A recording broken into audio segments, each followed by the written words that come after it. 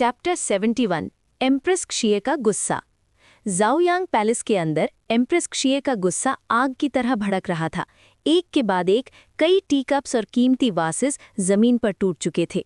Jiang चुआन और नैनी सन side में खड़े थे, बिल्कुल सर्दी में सिकेडास जैसे चुप। ये पहली बार था जब उन्होंने एम्प्रेस को इतना भयंकर गुस्से में देखा था। हद से ज्यादा गुस्से की वजह से एम्प्रेस का खूबसूरती से सजाया हुआ चेहरा बिगड़ चुका था। इस वक्त वो कोई शान और इज्जत वाली एम्प्रेस नहीं लग रही थी, बल्कि एक डरावनी और खौफनाक राक्षसी जैसी दिख रही थी। कुछ चीजें तोड़ने के बाद एम्प्रेस क्षिये का गुस्सा थोड़ा शांत हुआ, लेकिन उसकी सांसें अभी भी तेज चल रही थीं, जैसे दिल अभी तक नफरत से भरा हो। सेवेंथ प्रिंस ने तब तक इंतजार किया जब तक एम्प्रेस ने चीजें तोड़ना बंद नहीं कर दिया। फिर धीरे से बोला, मदर, नोबल प्रिंसेस कॉन्सॉर्ट रॉन्ग जैसे लोगों के लिए अपनी सेहत खराब करना वर्थ इट नहीं है। जैसे ही नोबल प्रिंसेस कॉन्सॉर्ट रॉन्ग का नाम आया, एम्प्रेस क्षिये की आंखों में जहर भर गया। उसकी आमतौर पर शांत और सभ्य शक्ल पल भर में ही क्रूर और जंगली हो गई, जैसे वो जिंदा ही युवान रॉन्ग को निगल लेना चाहती हो। वो हरामी युवान रॉन्ग, एम्प्रेस क्षिये ने दांत पीस कर कहा, मैं उसकी जिंदगी नरक बना दूंगी। उस बैंक्वेट में नोबल प्रिंसेस कॉन्सोर्ट के घमंडी चेहरे को याद करते ही एम्प्रेस का गुस्सा फिर भड़क उठा। हम किसी भी हाल में मिनिस्टर कॉन्ग की बेटी को प्रिंस डाई की कॉन्क्यूबाइन नहीं बनने दे सकते। ये सुनकर सेवेंथ प्रिंस हैरान हो गया। मदर, आपने तो पहले कहा था कि आप इस शादी को होने देने के लिए तैयार हैं। इसी वक्त जियांग चुआन ठंडी करने वाली चाय का कप लेकर आया। एम्प्रेस क्षिये ने कप उठाया और अपनी यूजुअल शानदार अदा को भूलकर चाय को बड़े बड़े घूंट में पी गईं। चाय के साथ साथ उसके अंदर की जलन भी धीरे धीरे कम होने लगी। जैसे ही प्रिंस दाई मिनिस्टर कॉन्ग की बेटी से शादी करेगा, वैसे ही वो जाओजुआन को रिप्लेस करके क्राउन प्रिंस बन जाएगा, और फिर एम्परर मुझे एम्प्रेस के पद से हटाकर युवान रॉन्ग को एम्प्रेस बना देगा। उसकी आंखों में नफरत चमक रही थी। प्रिंस दाई कभी भी क्राउन प्रिंस नहीं बन सकता। सेवेंथ प्रिंस काफी शांत था। मदर, चाहे फादर प्रिंस दाई को क्राउन प्रिंस बनाना चाहें, अंकल और उनके लोग कभी अलाउ नहीं करेंगे। वो अरेंज्ड मैरिज को जरूर बिगाड़ देंगे। हमें डायरेक्टली कुछ करने की जरूरत नहीं। ये बात सही है, एम्प्रेस क्षिये ने धीरे से कहा, थोड़ी रैशनल होते हुए। अंकल ने ऑलरेडी सेलिब्रेशन बैंक्वेट में मूव चला दिया है। ये सुनकर एम्प्रेस क्षिये ने आईब्रो उचाई। क्या किया उसने? सेवेंथ प्रिंस जल्दी में वापस आया था और एम्प्रेस को चीजें तोड़ते हुए देखकर उसे जाओयांग पैलेस के बारे में बताने का मौका ही नहीं मिला था। अब उसने पूरा वाकया डिटेल में सुनाया। सब कुछ सुनने के बाद एम्प्रेस क्षिये पहले शॉक्ड हुई, फिर अचानक मुस्कुरा दी। मदर, अंकल का मूव कमाल का था, सेवेंथ प्रिंस ने तारीफ करते हुए कहा।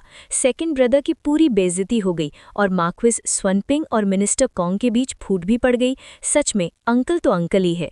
एम्प्रेस क्षिये हल्की सी हंसी। तुम्हारे अंकल के पास सिर्फ इतनी ही ट्रिक्स नहीं है, ये तो बस शुरुआत है। उसकी आवाज में थोड़ा गर्व था, लेकिन फिर उसे याद आया कि उसका बड़ा भाई जाओजुआन को सपोर्ट करता है, उसके बेटे को नहीं। उसकी मुस्कान तुरंत फीकी पड़ गई। मार्क्विस स्वनपिंग अंकल के लेवल का नहीं है, सेवेंथ प्रिंस ने भी साई किया। बस अफसोस है कि अंकल मुझे सपोर्ट नहीं करता। जिस दिन जाओजुआन को डिपोज किया जाएगा, तुम्हारा अंकल जरूर तुम्हें सपोर्ट करेगा, लेकिन अभी जाओजुआन को हटाना पॉसिबल नहीं है।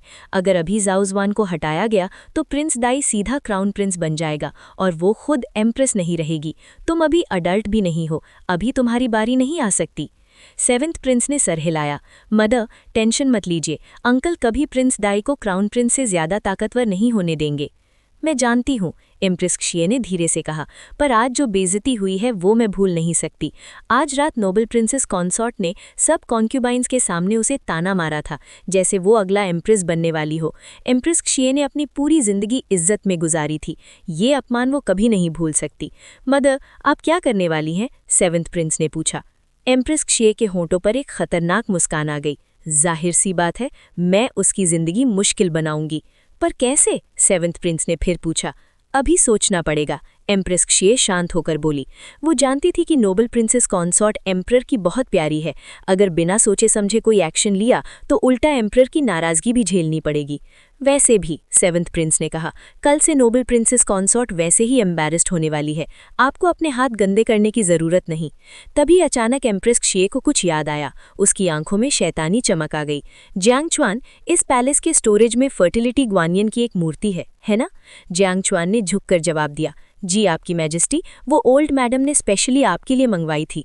कल सुबह तुम खुद जाकर वो फर्टिलिटी ग्वानियन की मूर्ति नोबल प्रिंसेस कॉन्सोर्ट को दे देना। कहना कि मैं लेजिटिमेट मदर होते हुए प्रिंस दाई के वंश को लेकर बहुत चिंतित हूँ। जियांग चुआन घबरा गया। योर मैजेस्टी, वो मूर्ति तो खास आपके लिए मंगवाई गई थी, उसे नोबल प्रिंसेस कॉन्सोर्ट को कैसे दे सकते हैं? एम्प्रेस क्षे बिल्कुल भी परेशान नहीं हुई। मैंने ऑलरेडी लिटिल जिंग को जन्म दे दिया है, मुझे इस मूर्ति की जरूरत नहीं, पर प्रिंस दाई को बहुत जरूरत है। इंपीरियल फैमिली की लिनिएज बढ़ाना एक लेजिटिमेट मदर का फर्ज होता है। उसका चेहरा फिर से दयालु और डिग्निफाइड एम्प्रेस जैसा बन गया। मैं एम्प्रर की चिंता में मदद कर रही हूँ। जब एम्प्रर प्रिंस दाई के वारिस को लेकर परेशान है तो मैं कैसे चुप रह सकती हूँ? सेवंथ प्रिंस ने तुरंत कहा, मदर बिल्कुल सही कह रही हैं। Chapter 71 continued. एम्प्रेस क्सी का अगला दाव। जियांग चुआन को थोड़ा दुख हुआ कि वो फर्टिलिटी ग्वानियन की मूर्ति देनी पड़ रही है, जो खुद ओल्ड मैडम ने पर्सनल तौर पर चूज की थी। लेकिन वो एम्प्रेस क्सी के असली इरादे को समझ रही थी। मैं कल सुबह जल्दी ही योंगसिन पैलेस पहुंचा दूंगी, जियांग चुआन ने कहा। साथ ही एम्प्रेस क्सी ने और हुक्म दिया, कल सुबह ही कुछ इंपीरियल फिजिशियंस को प्रिंस डाय मैंशन भेजना। उनसे कहो कि वो प्रिंसेस कंसॉर्ट डाय का पल्स अच्छे से चेक करें। फिर उसे कुछ और याद आया। इस पैलेस को याद है कि क्सी फैमिली के पास बच्चे होने का एक सीक्रेट प्रिस्क्रिप्शन भी है। कल उसे भी नोबल प्रिंसेस कंसॉर्ट रोंग को साथ में दे देना। जियांग चुआन थोड़ी हैरान हुई। योर मैजेस्टी, बच्चे होने का सीक्रेट प्रिस्क्रिप्शन भी देना, क्या ये नोबल प्रिंसेस कंसॉर्ट रोंग के लिए कुछ ज़्यादा जेनरस नहीं हो गया? एम्प्रेस क्सी के होठों पर एक हल्की मुस्कान आ गई। ये पैलेस दिल की बहुत बड़ी है। योर मैजेस्टी वाकई बहुत दयालु हैं, जियांग चुआन ने तुरंत कहा। मैं बस एम्प्रर की चिंता कम कर रही हूँ, एम्प्रेस क्सी ने शांत लहजे में जवाब दिया। सेवंथ प्रिंस ने मौका देखकर कहा, मदर, क्यों ना प्रिंस डाय को कुछ सुंदर लड़कियों का इनाम दिया जाए? ज्यादा बच्चे होंगे तो और अच्छा होगा। ये आइडिया बुरा नहीं है। एम्प्रेस क्सी ने थोड़ा सोचा, फिर जियांग चुआन की तरफ देखकर पूछा, अभी कौन सा वक्त है? ऑलमोस्ट यूआर का एंड होने वाला है, जियांग चुआन ने जवाब दिया। चेंगवांग हॉल जाकर देखो एम्प्रर वहाँ हैं या नहीं, और क्या वो रेस्ट के लिए गए हैं? अभी जाकर आती हूँ। जियांग चुआन तुरंत निकल गई। कुछ देर बाद जियांग चुआन वापस आई। योर मैजेस्टी, एम्प्रर अभी भी चेंगवांग हॉल के इंपीरियल स्टडी में मेमोरियल्स देख रहे हैं। वो अभी योंगसिन पैलेस नहीं गए और ना ही रेस्ट किया है। अच्छा, एम्प्रेस क्सी ने कहा, चलो इंपीरियल स्टडी चलते हैं।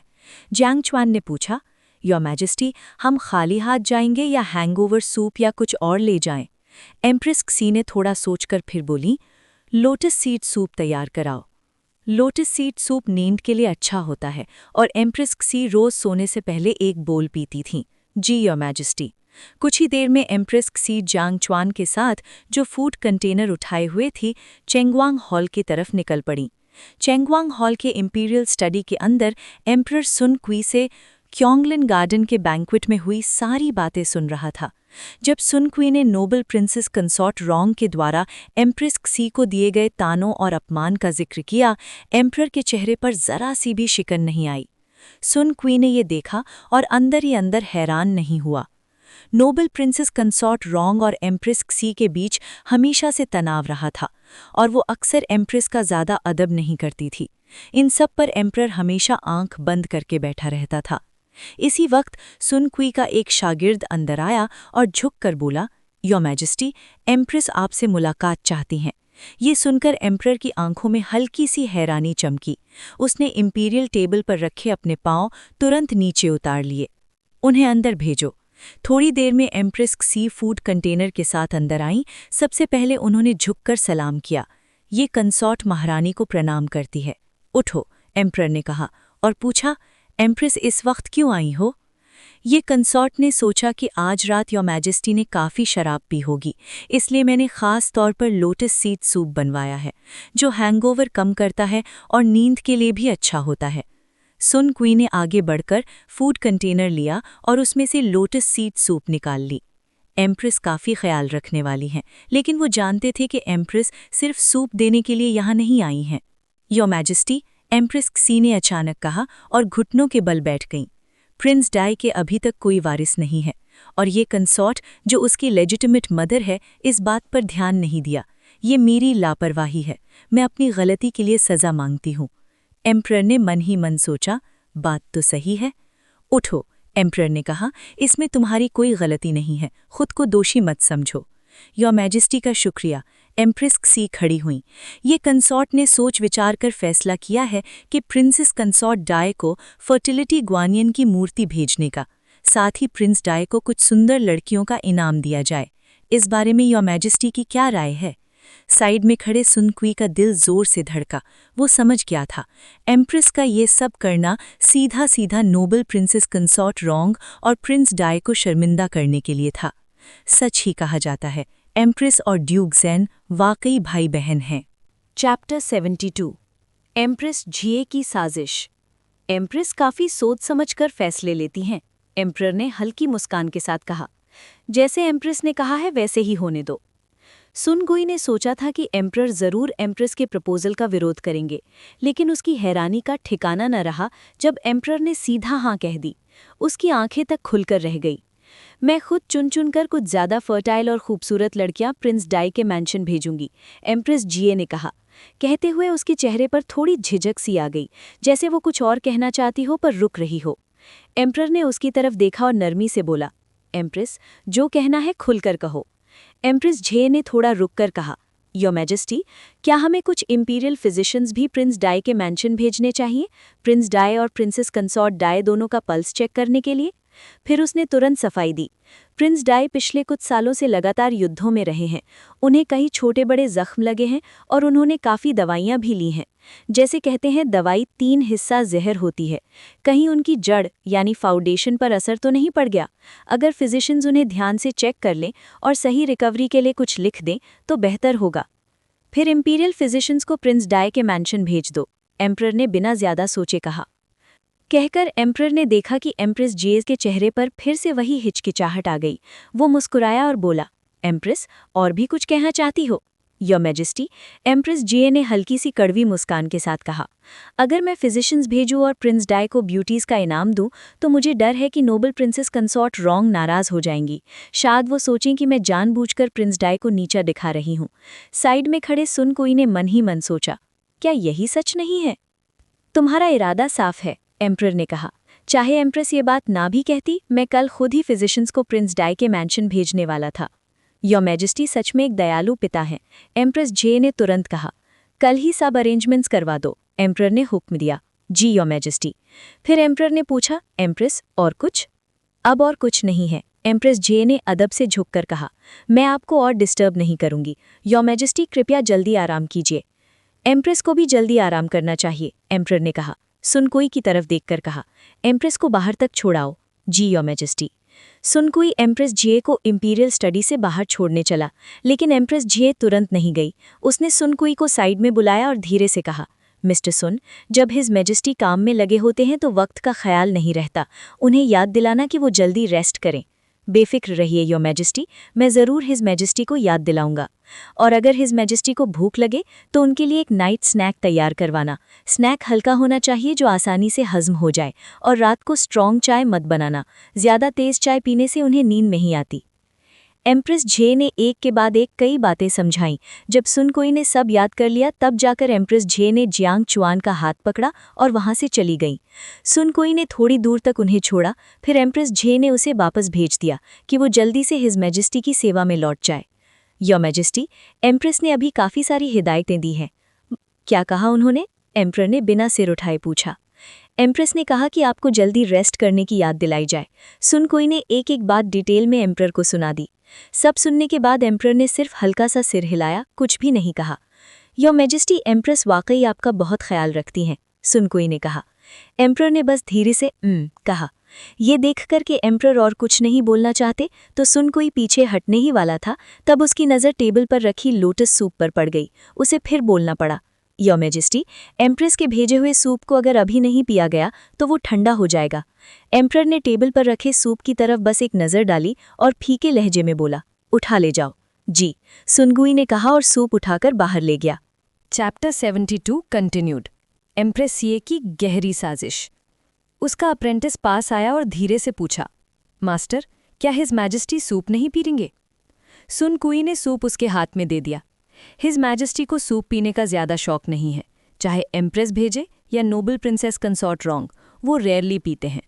फिर उसने थोड़ा रुककर कहा, बस जब हिज मैजेस्टी कुंडे हॉल जाते हैं, लियांग जाओई खुद एक बोल सूप बनवाती है और हिज मैजेस्टी पूरा का पूरा ख़त्म कर देते हैं।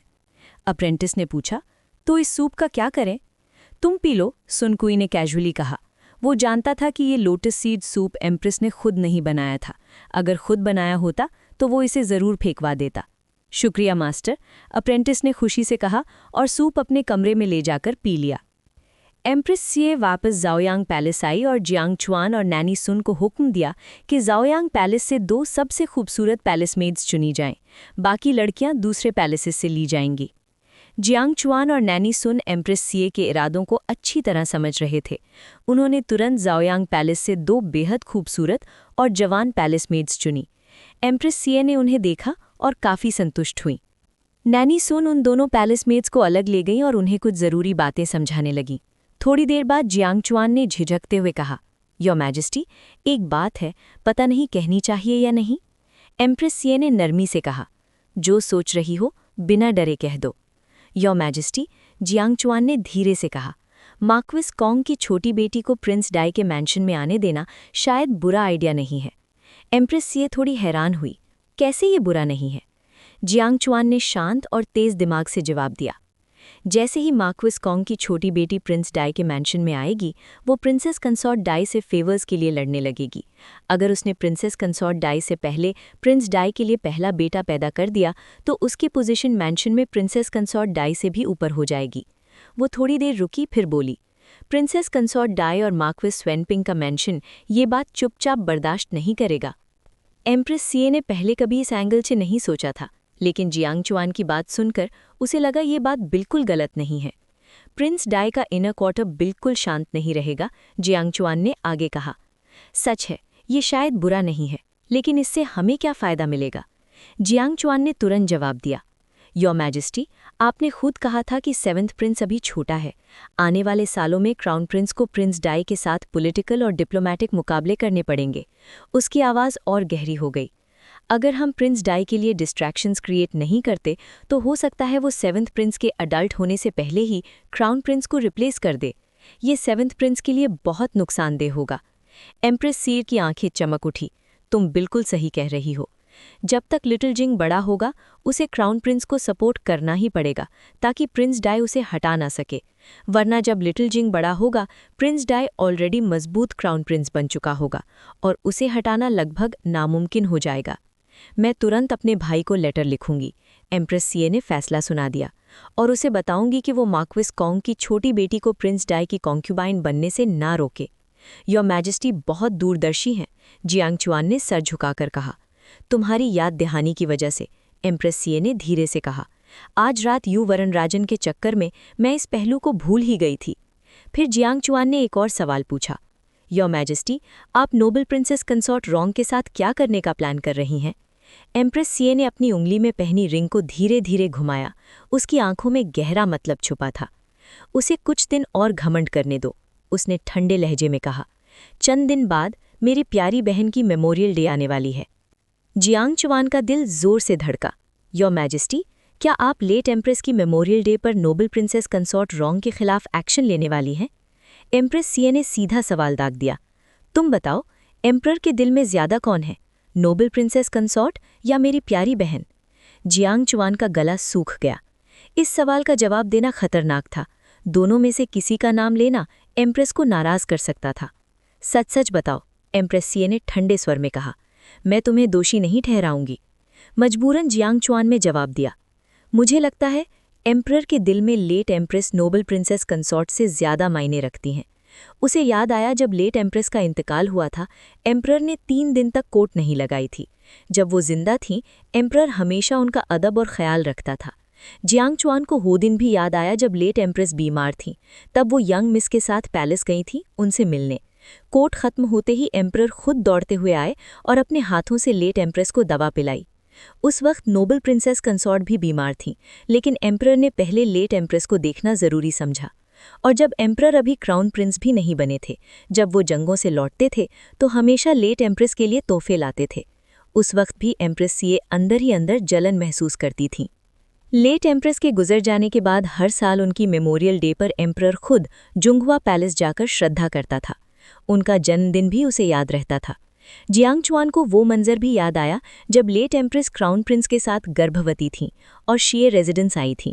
तब वो सिर्फ 4 महीने की प्रेग्नेंट थी। पेट ज्यादा बड़ा नहीं था, लेकिन एम्परर ने खुद उन्हें कैरेज से उतारा और हाथ पकड़कर संभाल कर अंदर ले गए थे। जब लेट एम्प्रेस की भूख कम हो गई थी, एम्परर ने खास तौर पर एक स्किल्ड रसोइया ढूंढवाकर उनके लिए खाना बनवाया था।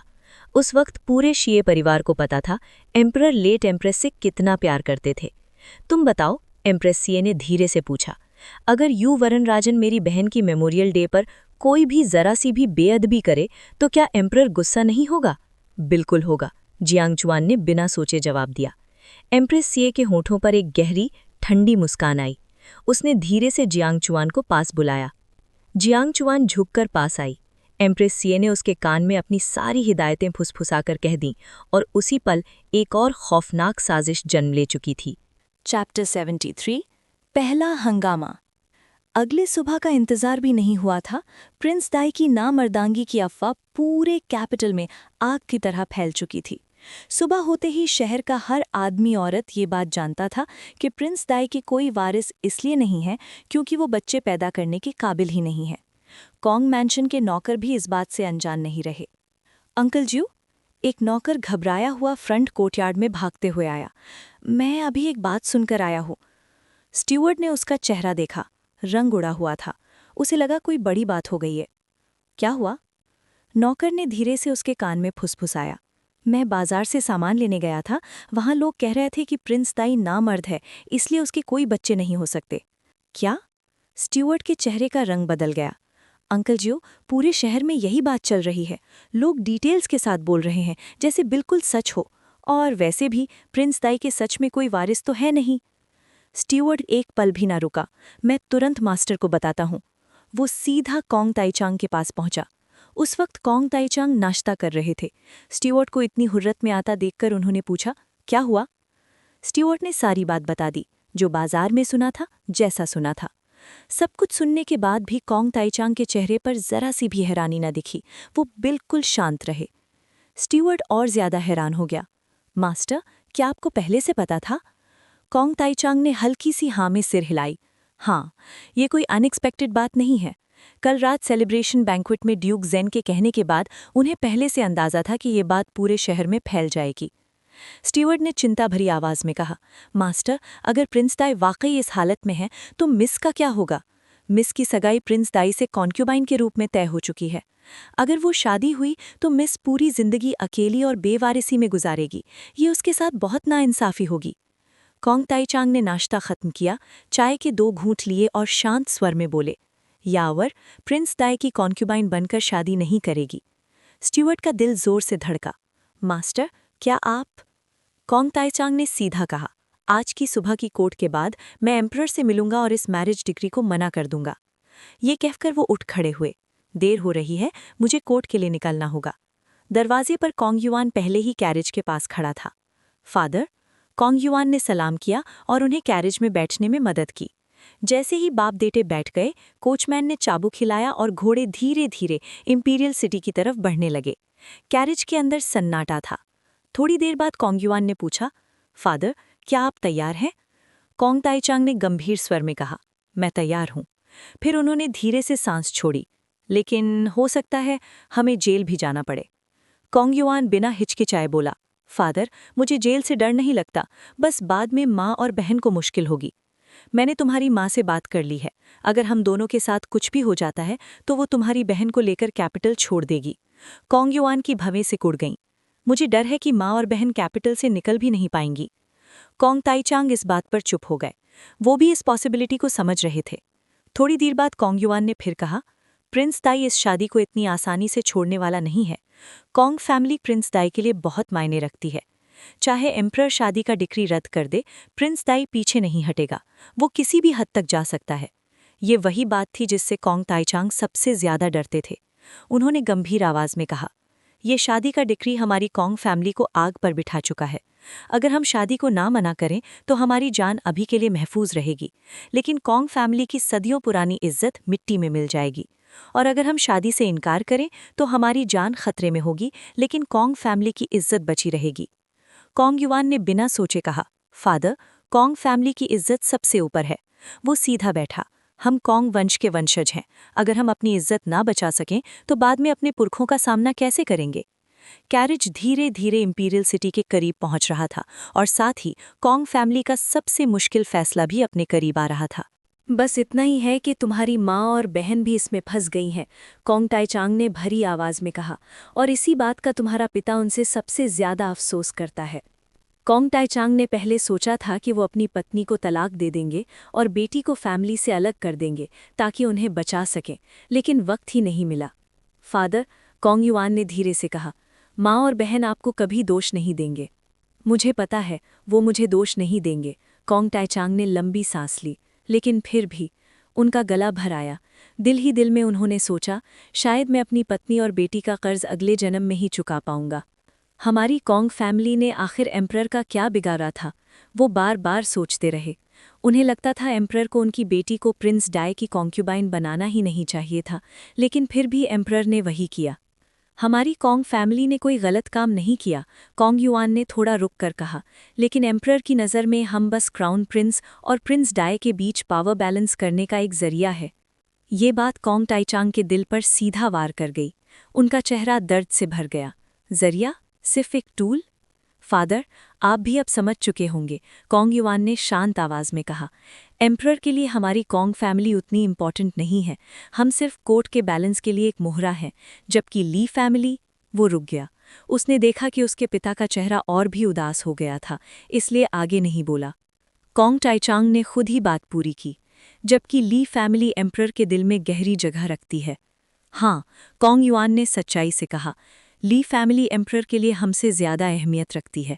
भले ही उनका इतना पुराना विरासत ना हो जितना कॉन्ग फैमिली का, लेकिन पिछले 100 सालों में उनकी इज्जत हमसे आगे निकल चुकी है। आज के दौर में पूरे देश के स्कॉलर्स के दिल में ली फैमिली का दर्जा हमसे बराबर या शायद हमसे भी ऊपर है। कॉन्ग टाइचांग की आंखें लाल हो गईं, आंसू भर आए। सब उस दरिंदे की वजह से। उनकी आवाज़ कांप गई। अगर वो जानवर ना होता तो आज हमारी कॉन्ग फैमिली इस हालत में होती ही नहीं। हम ली फैमिली से कभी पीछे ना रहते। फादर, हमें ये सच कबूल करना होगा, कॉन्ग युआन ने संभल कर कहा। इसी वजह से एम्परर ने मेरी छोटी बहन की शादी प्रिंस डाई से, वो भी कॉन्क्यूबाइन के रूप में तय कर दी। ये सच कॉन्ग टाइचांग के लिए बहुत कठिन था, लेकिन बचने का कोई रास्ता भी नहीं था। अगर तुम्हारी बहन सच में प्रिंस डाई की कॉन्सॉर्ट बन गई तो हमारी कॉन्ग फैमिली पूरी तरह बर्बाद हो जाएगी। पूरे देश के स्कॉलर्स हमसे नफरत करेंगे। हाय, उनकी सांस भारी हो गई।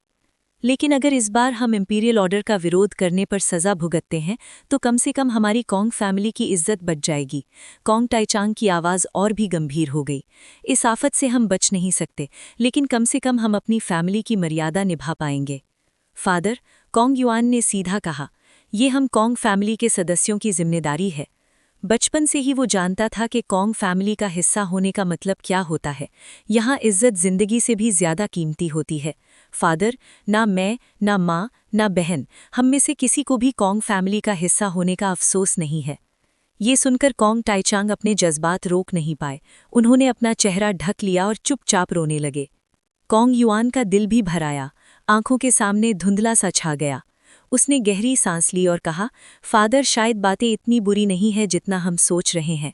हाँ, एम्परर हमें क्राउन प्रिंस और प्रिंस डाई के बीच पावर बैलेंस करने का जरिया समझता है, लेकिन एम्परर कोई पत्थर दिल निर्दयी इंसान भी नहीं है। कॉन्ग टाइचांग ने अपनी आस्तीन से आंसू पोंछे। फादर, अगर आप दिल से एम्परर से शादी का डिक्री वापस लेने की अर्जी लगाएंगे तो शायद एम्परर मान जाए और आपको दोषी भी न ठहराएं।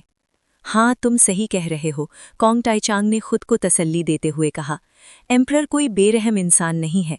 सालों से हमारी कॉन्ग फैमिली ने कोर्ट और आवाम के लिए काफ़ी काम किया है। अगर कोई बड़ी अचीवमेंट ना भी हो तो कम से कम मेहनत तो की है। उन्होंने धीरे से कहा, शायद एम्परर हम पर रहम करे। भले ही आज हमारी इज्जत ली फैमिली जितनी ना हो, लेकिन फिर भी देश के स्कॉलर्स में हमारा कुछ तो दर्जा है। एम्परर इस बात को ज़रूर ध्यान में रखेगा।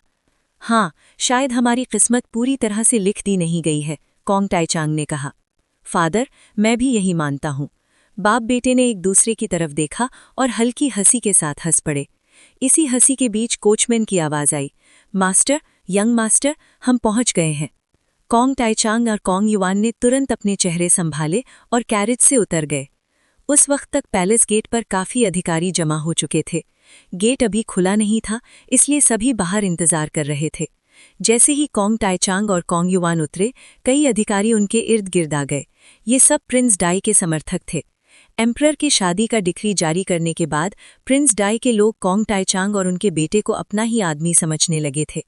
कॉन्ग टाइचांग और कॉन्ग युआन ने ठंडेपन से उनका जवाब दिया, लेकिन वो अधिकारी जैसे उनकी बेरुखी समझ ही नहीं पाए और फिर भी बहुत अपनापन दिखाते रहे। मजबूरन बाप बेटे प्राइम मिनिस्टर ह और ग्रैंड मास्टर लियू की तरफ बढ़ गए। प्राइम मिनिस्टर ह और ग्रैंड मास्टर लियू आपस में बात कर रहे थे। जैसे ही उन्होंने कॉन्ग टाइचांग और कॉन्ग युआन को अचानक पास आते देखा, उन्होंने शिष्टाचार से अभिवादन किया। उन्हें लगा कि सलाम दुआ के बाद बाप बेटे चले जाएंगे, लेकिन हैरानी की बात ये थी कि कॉन्ग टाइचांग और कॉन्ग युआन के चेहरों से जाने का कोई इरादा नहीं दिख रहा था। Chapter 74 second update. Prince Dai को सपोर्ट करने वाले मिनिस्टर्स ने जब देखा कि कॉन्ग टाइचांग और उनका बेटा प्राइम मिनिस्टर ही और उनकी ग्रुप के साथ गहरी बातचीत कर रहे हैं, तो उन्हें मजबूरन साइड हटना पड़ा। इसी मौके पर क्राउन प्रिंस के सपोर्टर्स ने प्रिंस डाई पर तंजा कसना शुरू कर दिया, कहते हुए कि प्रिंस डाई नाकाबिल है और औलाद पैदा करने के लायक ही नहीं। कुछ लोग जानबूझकर ज्यादा चुभने वाली बातें बोल रहे थे। कह रहे थे कि उन्हें ऐसे डॉक्टर्स के बारे में पता है जो गर्भ और बच्चा पैदा करने में माहिर हैं, और अगर ज़रूरत हो तो वो उन्हें प्रिंस डाई मैंशन भेजने के लिए तैयार हैं ताकि प्रिंस डाई का चेकअप करवाया जा सके। ये सुनते ही प्रिंस डाई फैक्शन के मिनिस्टर्स आग बबूला हो गए और क्राउन प्रिंस के सपोर्टर्स से बहस करने लगे। क्राउन प्रिंस के लोग कॉन्ग टाइचांग को बार बार कह रहे थे कि जल्दी से एम्परर का शादी का फरमान ठुकरा दीजिए, वरना आपकी सबसे छोटी बेटी की पूरी जिंदगी बर्बाद हो जाएगी। वो कह रहे थे कि प्रिंस डाई मैंशन एक आग का कुआं है और कॉन्ग टाइचांग से गुहार लगा रहे थे कि अपनी बेटी को उसमें ढकेलना बंद करें। साथ ही वो प्रिंस डाई के सपोर्टर्स को भी समझा रहे थे कि वो कॉन्ग टाइचांग की बेटी की जिंदगी बर्बाद न करें। एक जवान लड़की की पूरी जिंदगी खराब करना पाप है। उनका कहना था कि प्रिंस डाई का कॉन्ग टाइचांग से शादी करना असल में उस लड़की के साथ जुल्म है। ये बातें सुनते ही प्रिंस डाई फैक्शन के मिनिस्टर्स पूरी तरह भड़क गए। गाली गलोच शुरू हो गई और हालत यहाँ तक पहुँच गई कि लग रहा था अभी हाथापाई हो जाएगी। दोनों तरफ के लोग एक दूसरे पर वार कर रहे थे, पुरानी कमजोरियां निकाल रहे थे और पैलेस गेट का माहौल, जो आमतौर पर शांत और गंभीर होता था, बिल्कुल सब्जी मंडी जैसा शोर शराबा बन गया। ये सब वही लोग थे जो आम लोगों की नज़र में बड़े ही उच्च और मर्यादा वाले माने जाते थे, लेकिन इस वक्त उनका हाल बिल्कुल झगड़ने वाली औरतों जैसा था। बस फर्क इतना था कि उनकी गालियां बाजार की औरतों जैसी सीधी और गंदी नहीं थीं। वो शास्त्रीय, घूम फिरकर और रेफरेंसेस से भरी हुई थीं। जिनको समझ नहीं आता था उन्हें लगता था कि बड़े विद्वान बात कर रहे हैं, लेकिन जो समझते थे उनका खून खौलता था। शेनहू और चू इंग एक तरफ खड़े होकर सब कुछ बेपरवाही से देख रहे थे। प्राइम मिनिस्टर ही, चू इंग ने पूछा, ये लोग आखिर लड़ किस बात पर रहे हैं? शेनहू ने नाक सिकोड़ते हुए कहा, ये लोग एक दूसरे को इतनी शिष्टता से गाली दे रहे हैं कि गाली लग ही नहीं रही। सुनने में तो लगता है जैसे कविता रच रहे हों, लेकिन उनके चेहरे के भाव इतने भद्दे हैं कि साफ पता चलता है कि ये गाली ही दे रहे हैं। ग्रैंड मास्टर लियू शेनहू की बात सुनकर हंस पड़े। ये कविता नहीं लिख रहे, इनकी गालियां बाजार की औरतों से भी ज्यादा जहरीली होती हैं। शेनहू और चू इंग दोनों एक साथ चिल्ला उठे, सच में हमें तो एक शब्द भी समझ नहीं आ रहा। प्राइम मिनिस्टर ही ने मुस्कुराकर उनकी तरफ देखा, इसीलिए तो मैं कहता हूं थोड़ा पढ़ लिया करो। अब देखो तुम लोग उनकी गालियां भी नहीं समझ पा रहे। पढ़ना मुझे नींद दिला देता है। शेनहू ने तुरंत मुंह बना लिया। उसके खुरदुरे चेहरे पर नफरत साफ दिख रही थी। पढ़ना मेरी जान ले लेगा, मुझे अभी कुछ साल और जिंदा रहना है। चू इंग ने भी तुरंत हाँ में हाँ मिला दी। मैं पढ़ने से अच्छा मरना पसंद करूंगा। उसे जंग पसंद थी। जितना वक्त पढ़ाई में जाता उतने में वो बैटलफील्ड में कुछ और दुश्मन निपटा सकता था। देखो तो सही, ये लोग अभी भी लड़ रहे हैं, शेनहू ने तंज किया। हर एक अपने आप को शरीफ और जेंटलमैन समझता है, हमेशा नियम और शिष्टाचार की बात करता है, लेकिन पैलेस गेट पर खड़े होकर गाली गलोच कर रहे हैं। सच में। वो थोड़ा रुका, सोचा और फिर बोला, हाँ, पक्के के मुनाफिक। शेनहू के मुंह से इतना सही शब्द निकलते सुनकर प्राइम मिनिस्टर ही और ग्रैंड मास्टर लियू दोनों हैरान रह गए। अरे वाह शेनहू, तुम्हें मुनाफिक का मतलब भी पता है। चू इंग ने शेनहू को घूर कर देखा, थोड़ी गर्दन ऊपर उठाई और गर्व से बोला, रोज इन लोगों के मुंह से सुनता हूं तो कैसे नहीं पता होगा। फिर उसने झगड़ते मिनिस्टर्स की तरफ नफरत से देखा, एक से बढ़कर एक झूठा जेंटलमैन। कल रात ज्यादा पी ली, सुबह से सर फट रहा है और इनका शोर और दिमाग खराब कर रहा है। उसने गुस्से भरी नजर से पूछा, प्राइम मिनिस्टर ही, क्या मैं इन सबको पीट सकता हूं? इसी वक्त सोंग डेकांग और चांग गोंग वहां पहुंचे। जैसे ही उन्होंने पैलेस गेट पर हंगामा देखा, उन्होंने जोर से डांट लगाई, ये क्या बकवास है? ये पैलेस गेट है, तुम्हारा घर नहीं। अगर ये ड्रामा बंद नहीं हुआ तो मैं मिलिट्री कानून के हिसाब से निपटूंगा। ये सुनते ही क्राउन प्रिंस और प्रिंस दाई दोनों फैक्शंस एकदम चुप हो गए। सोंग डेकांग और चांग गोंग दोनों लंबे चौड़े और डरावने थे। जहां से वो गुजरते वहां मिनिस्टर्स अपने आप रास्ता छोड़ देते और उनके लिए भीड़ खुद ब खुद हट जाती। कल रात सोंग डेकांग और चांग गोंग ने चू इंग के साथ खूब शराब पी थी। नींद पूरी होने के बाद भी उनका नशा नहीं उतरा था। सर अभी भी भारी लग रहा था। ऊपर से मिनिस्टर्स का ये हंगामा, उनके कान और सर दोनों घूम रहे थे। प्राइम मिनिस्टर ही और ग्रैंड मास्टर लियू ने सोंग डेकांग के चेहरे पर लिखी चिड़चिड़ाहट देखी और समझ गए ये दोनों भी कल रात चू इंग के साथ ही पीने बैठे थे। दोनों ने बस बेबस सी मुस्कान के साथ सिर हिला दिया। सोंग डेकांग ने मिनिस्टर्स की तरफ तीखी नजरों से घूरा और खतरनाक लहजे में बोला, ज्यादा बकवास की तो तुम लोगों की जबान खींचकर बाहर निकाल दूंगा। उसकी डरावनी शक्ल और अल्फाज सुनते ही काफी कमजोर दिल मिनिस्टर्स के चेहरे का रंग उड़ गया। कुछ तो सच में कांप भी गए। हालांकि काफी मिनिस्टर्स सोंग डेकांग की इस गुरूर भरे बर्ताव से नाराज थे, लेकिन कोई भी उससे भिड़ने की हिम्मत नहीं रखता था। मजबूरन सबको चुपचाप बर्दाश्त करना पड़ा। बात भी सही थी, वो लोग उसे हरा ही नहीं सकते थे। कुछ साल पहले सोंग डेकांग और उसके लोगों ने इन सिविल ऑफिशियल्स को सच में पीट दिया था। कोर्ट के सिविल ऑफिशियल्स दिल से सोंग डेकांग के घूप से डरते थे। जबान पर भले ही उनकी बदतमीजी की शिकायत करते रहते थे, लेकिन दिल के अंदर उनसे भय खूब बैठा हुआ था। प्राइम मिनिस्टर हे ने चू यिंग और उसके साथियों को देखा। सबके चेहरे पर हैंगओवर साफ झलक रहा था और फिर एक बार फिर समझाया, तुम लोग आगे से शराब कम पिया करो। अगर पीने की वजह से कोई गड़बड़ हो गई तो एम्परर तुम्हें माफ नहीं करेगा। चिंता मत कीजिए प्राइम मिनिस्टर हे, ज़ैंगोंग ने हंसी के साथ कहा, हमें अपनी हद पता है। ज़ैंगोंग और उसके लोगों को पीना बहुत पसंद था और वो अक्सर पीते भी थे, लेकिन अपनी जिम्मेदारियों में कभी लापरवाही नहीं करते थे। वो अपना सबक सीख चुके थे। उस वक्त जब वो एम्परर के साथ जंग में गए थे, एक बार शराब पीने की वजह से सैन्य का काम डीले हो गया था। एम्परर ने मिलिट्री कानून के तहत उन्हें सख्त सजा दी थी। उस दिन के बाद से उन्होंने कभी शराब को अपने फर्ज पर हावी होने नहीं दिया। तुम लोग शराब छोड़ ही दो, प्राइम मिनिस्टर हे ने फिर कहा। ये बात वो ना जाने कितनी बार कह चुके थे। प्राइम मिनिस्टर हे, शराब छोड़ देना तो हमें मार ही डालेगा, ज़ैंगोंग ने सीधा जवाब दिया। ये सुनकर प्राइम मिनिस्टर हे ने बात आगे बढ़ाना बेकार समझा। प्राइम मिनिस्टर हे, सोंग डेकांग ने पूछा, लाओ यान कब लौट रहा है? सोंग डेकांग यान हुआ रोंग की बात कर रहा था, उनका पुराना दोस्त जिसे पिछले साल एम्परर ने साउदर्न बॉर्डर भेजा था। पूरा साल उसने वहां बगावत को दबाने में लगा दिया था। अब तो साउदर्न बॉर्डर की बगावत खत्म हो चुकी है, तो लाओ यान को वापस आ जाना चाहिए। अभी वो वापस नहीं आ सकता, प्राइम मिनिस्टर हे ने जवाब दिया। बेशक बगावत दब चुकी है, लेकिन साउदर्न बॉर्डर अभी भी अस्थिर है। ऊपर से वहां के आसपास के कई देश बेचैन हो रहे हैं। उसे कुछ वक्त और वहां तैनात रहना होगा। शेनहू और बाकी लोग ये सुनकर चौंक गए। तो मतलब, वो बोले, लाओ यान अगले 3 से 5 साल तक वापस नहीं आएगा?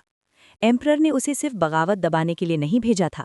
असल मकसद वहां फौज जमाना था, ताकि दक्षिण के बदतमीज देशों को डरा कर रखा जा सके।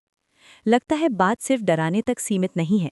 मुझे लगता है बाद में एम्परर लाओ यान से उन छोटे छोटे बदमाश देशों को अपने अधीन भी करवा सकता है। इस सोच से शेनहू का खून खौलता हुआ लगा। फिर तो मैं भी लाओ यान की मदद के लिए जाऊंगा। 2 साल से राजधानी में बैठा हूं, जंग देखे बिना दम घुट रहा है। अगर जल्दी बैटलफील्ड ना गया तो ये बुद्धा टाइगर शेन एक बीमार बिल्ली बन जाएगा। इसी दौरान प्रिंस डाई, मार्क्विस स्वेनपिंग और ड्यूक ज़ैन एक साथ पैलेस गेट पर आ पहुंचे। उनके आते ही पैलेस गेट का माहौल तुरंत बदल गया। ड्यूक ज़ैन आगे बढ़े और प्राइम मिनिस्टर हे और उनके साथियों को अदब से सलाम किया। हालांकि प्राइम मिनिस्टर हे और उनका ग्रुप ड्यूक ज़ैन के पक्ष में कभी नहीं रहा, लेकिन ड्यूक ज़ैन जब भी मिलते हमेशा उनके साथ शिष्टाचार से पेश आते। प्राइम मिनिस्टर हे और बाकी लोग ड्यूक ज़ैन को पसंद नहीं करते थे, फिर भी उन्होंने भी फॉर्मल तौर पर सलाम का जवाब दिया। प्रिंस डाई भी मार्क्विस स्वेनपिंग के साथ आगे आए और प्राइम मिनिस्टर हे और उनके लोगों से विनम्रता से मिले। सलाम दुआ के बाद प्रिंस डाई ने शेनहू और उसके ग्रुप के साथ खुले मन से बातचीत शुरू की। शेनहू और उसके साथियों के प्रति प्रिंस डाई का रवैया काफी आदर भरा था। एक वजह ये कि वो एम्परर के भरोसेमंद सैनिक थे और दूसरी वजह ये कि वो सच में उनकी जंग की वीरता की इज्जत करते थे। लेकिन चू यिंग और उसके लोग प्रिंस डाई के साथ कोई खास बर्ताव नहीं करते थे, सिर्फ इसलिए कि वो एम्परर का सबसे प्यारा बेटा था। हालांकि बहुत लोग कहते थे कि प्रिंस डाई एम्परर जैसा दिखता है, लेकिन चू यिंग और उसके ग्रुप को लगता था कि वो जवानी के दौर के एम्परर से काफी कमजोर है। एम्परर के 10 बेटों में से सोंग देकांग और उसके साथियों को कोई भी एम्परर के बराबर का नहीं लगा। ये बात चेहरे की नहीं बल्कि स्वभाव और प्रतिभा की थी। एम्परर के किसी भी बेटे ने उसकी अद्भुत क्षमता को नहीं अपनाया था। उन्हें बस एक ही बेटा ठीक-ठाक लगा, चौथा राजकुमार। चौथा राजकुमार न शक्ल में एम्परर जैसा था, न ही मिजाज में, लेकिन वो शांत, प्रतिभाशाली और सैन्य अधिकारियों का बहुत सम्मान करता था। रही बात क्राउन प्रिंस की, तो शेनहू और उसके लोग उसकी इज्जत करते थे, क्योंकि वो पहली महारानी का बेटा था, लेकिन वो उसे सपोर्ट नहीं करते थे। उनकी नज़र में क्राउन प्रिंस बहुत कमज़ोर था और ड्यूक ज़ेन के घराने पर बहुत ज़्यादा निर्भर था। उसमें एम्परर वाली दिलेर और निर्भय स्पिरिट बिल्कुल नहीं थी। चैन घड़ी के शुरू होते ही सुबह की दरबार बैठक शुरू हो गई। पिछली रात एम्परर ने आधी रात तक मेमोरियल्स देखे थे। सोने के बाद भी उसे अजीब अजीब सपने आते रहे, इसीलिए रात के बाद वाले हिस्सा में उसे ठीक से नींद नहीं आई। सुबह उठते ही उसे काफ़ी सुस्ती महसूस हो रही थी। इस वक्त एम्परर ड्रैगन थ्रोन पर बैठा हुआ था। उसका दाहिना हाथ चेहरे पर टिका हुआ था, कोहनी आर्मरेस्ट पर थी और वो थ्रोन पर टेढ़ा मेढ़ा सा लेटा बैठा हुआ था। न ठीक से बैठना न ही लेटना, बिल्कुल भी राजसी शान नहीं बची थी। एम्परर बार बार मुंह खोलकर जम्हाई ले रहा था, जैसे दरबार में बैठना उस पर बोझ हो। प्राइम मिनिस्टर हे और कुछ बुजुर्ग मंत्री एक एक करके आगे आए और महत्वपूर्ण मामले रिपोर्ट करने लगे। एम्परर आधी नींद में सुनता रहा, कभी हाथ हिला देता जैसे कह रहा हो समझ गया। जब प्राइम मिनिस्टर हे और बाकी लोग अपनी बातें खत्म कर चुके, तब इंपीरियल सेंसर आगे बढ़ा और प्रिंस डाई के खिलाफ इम्पीचमेंट शुरू की। इंपीरियल सेंसर की आवाज़ इतनी बुलंद थी कि लगभग सो चुके एम्परर को झटके से हिला दिया। एम्परर का दाहिना हाथ सुन पड़ चुका था, तो उसने पोस्चर बदला, बाएं हाथ से चेहरा संभाला और ध्यान से इंपीरियल सेंसर की बात सुनने लगा। इंपीरियल सेंसर ने प्रिंस डाई पर आरोप लगाया कि वो घमंडी है, बदतमीज़ है और क्राउन प्रिंस को बिल्कुल इज्जत नहीं देता। उसने उस दिन के सारे वाकयात गिनवाए जब प्रिंस डाई ने राजधानी लौटने पर क्राउन प्रिंस के साथ रूड बर्ताव किया था। उसके बाद और भी कई सेंसर्स आगे आए और हाँ में हाँ मिलाते हुए बोले कि प्रिंस डाई अपनी मिलिट्री जीत के नशे में क्राउन प्रिंस को नज़रअंदाज कर रहा है। प्रिंस डाई ने इन आरोपों को दिल पर नहीं लिया। प्रिंस डाई के समर्थक मंत्रियों ने तुरंत जवाब दिया। उनका कहना था कि उस दिन क्राउन प्रिंस ने प्रिंस डाई का स्वागत एयर अपैरेंस के रूप में नहीं बल्कि बड़े भाई के रूप में किया था, और जब भाई भाई आमने सामने हों तो इतने नियम कानून की ज़रूरत नहीं होती। क्राउन प्रिंस के पक्ष के मंत्री इस बात से बिल्कुल सहमत नहीं थे। उन्होंने रस्म रिवाजों पर बहस छेड़ दी। क्राउन प्रिंस और ड्यूक ज़ेन, प्रिंस डाई और मार्कीज श्वांगपिंग सब चुपचाप एक तरफ खड़े थे, मंत्रियों को रस्म रिवाजों पर लड़ते हुए देखते रहे। अचानक इंपीरियल सेंसर ने आवाज़ और तेज कर दी और एम्परर से मांग की कि प्रिंस डाई को सज़ा दी जाए। उसने कहा कि अगर प्रिंस डाई अपनी मिलिट्री सफलता के भरोसे कोर्ट के नियम और शिष्टाचार को नज़रअंदाज करेगा तो आगे चलकर और भी बड़े गुनाह करेगा। उसने ये भी कहा कि ग्रेट जाओ नया स्थापित हुआ है और अभी रस्म और संगीत को सुधारा गया है। अगर प्रिंस डाई की जीत की वजह से उसे शिष्टाचार तोड़ने दिया गया तो ग्रेट जाओ की सारी मेहनत बेकार हो जाएगी। मार्कीज श्वांगपिंग का चेहरा गंभीर हो गया। उसे लगा कि इंपीरियल सेंसर बात को बहुत ज़्यादा बढ़ा रहा है, बिल्कुल प्रिंस युन जैसे, जो पिछली राजवंश में मुसीबत बन गया था। वो बोलने ही वाला था कि इंपीरियल सेंसर ने अचानक मिनिस्ट्री ऑफ राइट्स के मंत्री से सवाल पूछ लिया। मिनिस्ट्री ऑफ राइट्स के मंत्री फोर्थ प्रिंस के कजिन थे और ली फैमिली से थे। कभी लेट एम्परर ने ली फैमिली को खास तौर पर पहाड़ों से बुलाया था ताकि ग्रेट जाओ के रस्म रिवाजों को सुधारा जा सके। ग्रेट जाओ की शिष्टाचार को ली फैमिली से ज़्यादा कोई नहीं जानता था, इसीलिए उनसे पूछना बिल्कुल सही था। राइट्स मिनिस्टर को ये उम्मीद नहीं थी कि उनसे सवाल पूछा जाएगा। वो पल भर के लिए चौंक गए, फिर आगे बढ़े और बिना डरे सच्चाई के साथ जवाब दिया। उन्होंने डिटेल में बताया कि कौन कौन से शिष्टाचार के नियम इस मामले पर लागू होते हैं। जैसे ही उनकी बात खत्म हुई, प्रिंस डाई और उसके समर्थक मंत्रियों के चेहरे पर बेचैनी साफ दिखने लगी। प्रिंस डाई के पक्ष के मंत्री उनकी बात का विरोध करने की हिम्मत नहीं कर सके, क्योंकि जो कहा गया था वो बिल्कुल सही था। सबसे बड़ी बात ये नियम ली फैमिली ने ही तैयार किए थे, उनका खुद का कानून। ना तो क्राउन प्रिंस और ना ही प्रिंस डाई ली फैमिली को नाराज करने की हिम्मत करते थे। ली फैमिली की कोर्ट में बहुत ऊंची हैसियत थी, कॉन्ग फैमिली से भी ज्यादा। कहते हैं कि लेट एम्परर ने 3 बार खुद जाकर ली फैमिली को पहाड़ों से नीचे आने का निमंत्रण दिया था। उन्हें राजी करने के लिए कुछ खास अधिकार भी दिए गए थे। उन अधिकारों का सच किसी को नहीं पता था। लेट एम्परर ने उन्हें कभी सार्वजनिक नहीं किया और ली फैमिली ने भी कभी बताया नहीं। लेकिन कोर्ट में अफवाह थी कि ली फैमिली को डेथ एग्जेम्पशन टोकन दिया गया था, एक ऐसा टोकन जो उन्हें मौत की सजा से भी बचा सकता था। राइट्स मिनिस्टर के बोलने के बाद इंपीरियल सेंसर ने फिर से एम्परर से गुहार लगाई कि प्रिंस दाई को सजा दी जाए, ताकि बाकी लोगों के लिए मिसाल बन सके। इस पल पूरा दरबार सन्नाटे में डूब गया।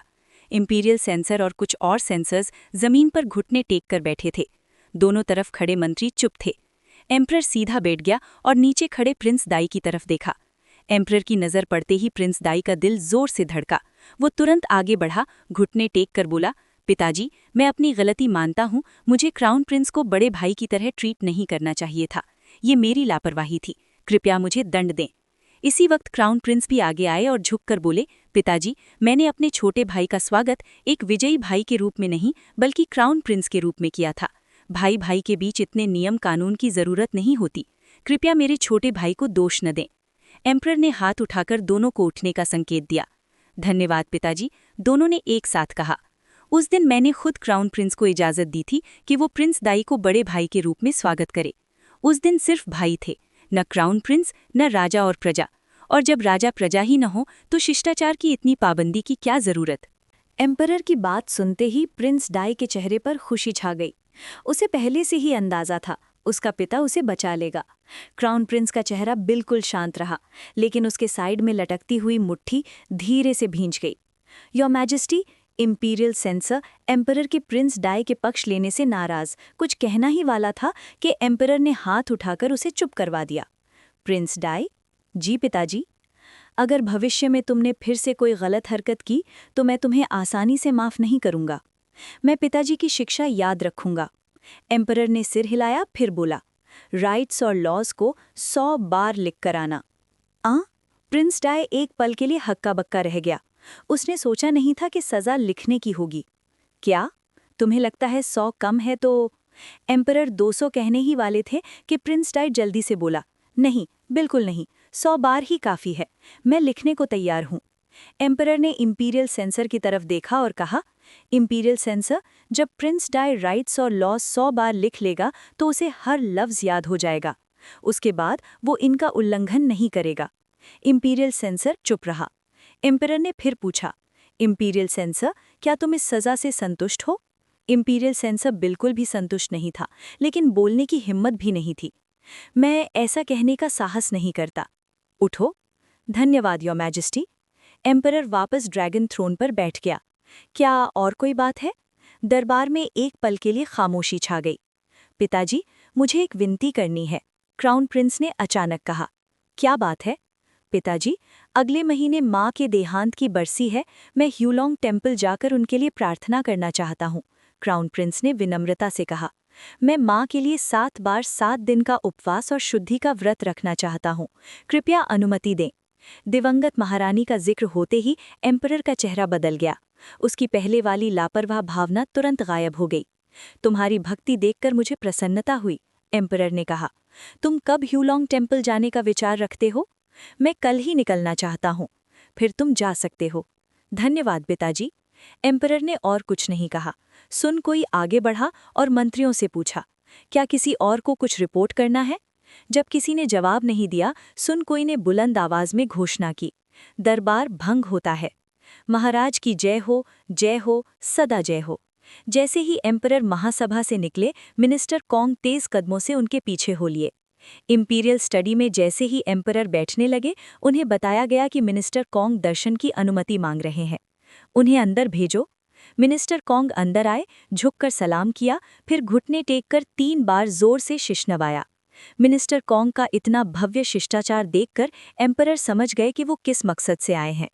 प्रिय मंत्री, इतना बड़ा शिष्टाचार क्यों? योर मैजेस्टी, मिनिस्टर कॉन्ग ने सीधी बात की। मेरी सबसे छोटी बेटी प्रिंस डाई की पटरानी बनने योग्य नहीं है। मैं विनती करता हूं कि इस विवाह का निर्देश रद्द कर दिया जाए। मिनिस्टर कॉन्ग की बात सुनकर एम्परर बिल्कुल भी न चौंका। प्रिय मंत्री, इसका मतलब क्या तुम मेरे साथ रिश्तेदारी नहीं चाहते? मिनिस्टर कॉन्ग का दिल जोर से धड़का, लेकिन फिर भी उसने अपने चेहरे पर शांति बनाए रखी। मैं ना सिर्फ चाहता हूं बल्कि बिल्कुल भी नहीं चाहता कि मैं योर मैजेस्टी का रिश्तेदार बनूं। एम्परर को इतनी सीधी और निडर बात की उम्मीद नहीं थी। वो थोड़ा हैरान हो गया। अपनी बात कह चुकने के बाद मिनिस्टर कॉन्ग का चेहरा फीका पड़ चुका था। वो जमीन पर पूरी तरह झुक गया, सजा का इंतजार करते हुए। Chapter 76 fourth update. Wende hall में बैठे हुए जाओ याओ कभी कभी छुपके से थर्ड प्रिंस की तरफ देख लेता। एट्थ प्रिंस ने नोटिस किया कि जाओ याओ बार बार थर्ड प्रिंस को देख रहा है। उसने धीमी आवाज में पूछा, 10th ब्रदर, तुम थर्ड ब्रदर को इतना क्यों घूर रहे हो? फिर अचानक उसके दिमाग में एक ख्याल आया और वो चिंता से पूछ बैठा, कहीं थर्ड ब्रदर तुम्हें तंग तो नहीं कर रहा? नहीं, थर्ड ब्रदर मुझे तंग नहीं कर रहा, जाओ याओ ने तुरंत जवाब दिया। एट्थ प्रिंस के चेहरे पर भरोसा ना होने वाला एक्सप्रेशन देखकर जाओ याओ ने फिर ऐड किया, सच में थर्ड ब्रदर मुझे बुली नहीं करता। वैसे भी थर्ड ब्रदर इतना फ्री ही नहीं है कि मुझे बुली करे। सभी बड़े भाइयों में से सिर्फ 9th प्रिंस ही उसे तंग करता था। बाकी भाई उसे इसलिए नहीं छेड़ते थे क्योंकि वो बहुत दयालु थे, बल्कि इसलिए क्योंकि वो उसे बिल्कुल इग्नोर करते थे। उनके लिए जाओ याओ इतना भी इम्पॉर्टेंट नहीं था कि उसे बुली किया जाए। मतलब छोटा भाई होने के बावजूद वो उनकी नज़र में बुली होने लायक भी नहीं था। 8th प्रिंस भी जानता था कि थर्ड प्रिंस किस टाइप का इंसान है, इसलिए जाओ याओ की बात सुनकर उसे थोड़ा सुकून मिला। फिर तुम थर्ड ब्रदर को इतनी देर से क्यों देख रहे हो? 8th ब्रदर, जाओ याओ ने धीरे से पूछा, तुम्हें क्या लगता है थर्ड ब्रदर किस तरह का आदमी है? ये सवाल सुनकर 8th प्रिंस थोड़ा रुक गया, फिर हैरानी से बोला, अचानक ये क्यों पूछ रहे हो? बस ऐसे ही कैजुअली। 8th प्रिंस ने बिल्कुल भरोसा नहीं किया। उसने भौएं सिकोड़ कर पूछा, क्या तुमने कुछ सुना है? जाओ याओ के चेहरे पर तुरंत 8th ब्रदर, आपको कैसे पता वाला एक्सप्रेशन आ गया। 8th प्रिंस ने आवाज और नीचे की, क्या सुना है? जाओ याओ ने पहले 8th प्रिंस को देखा, फिर आसपास छुपकर नजर डाली। जब श्योर हो गया कि कोई उन पर ध्यान नहीं दे रहा तो धीरे से बोला, 8th ब्रदर, मैंने सुना है कि थर्ड ब्रदर को पसंद है। पसंद है क्या?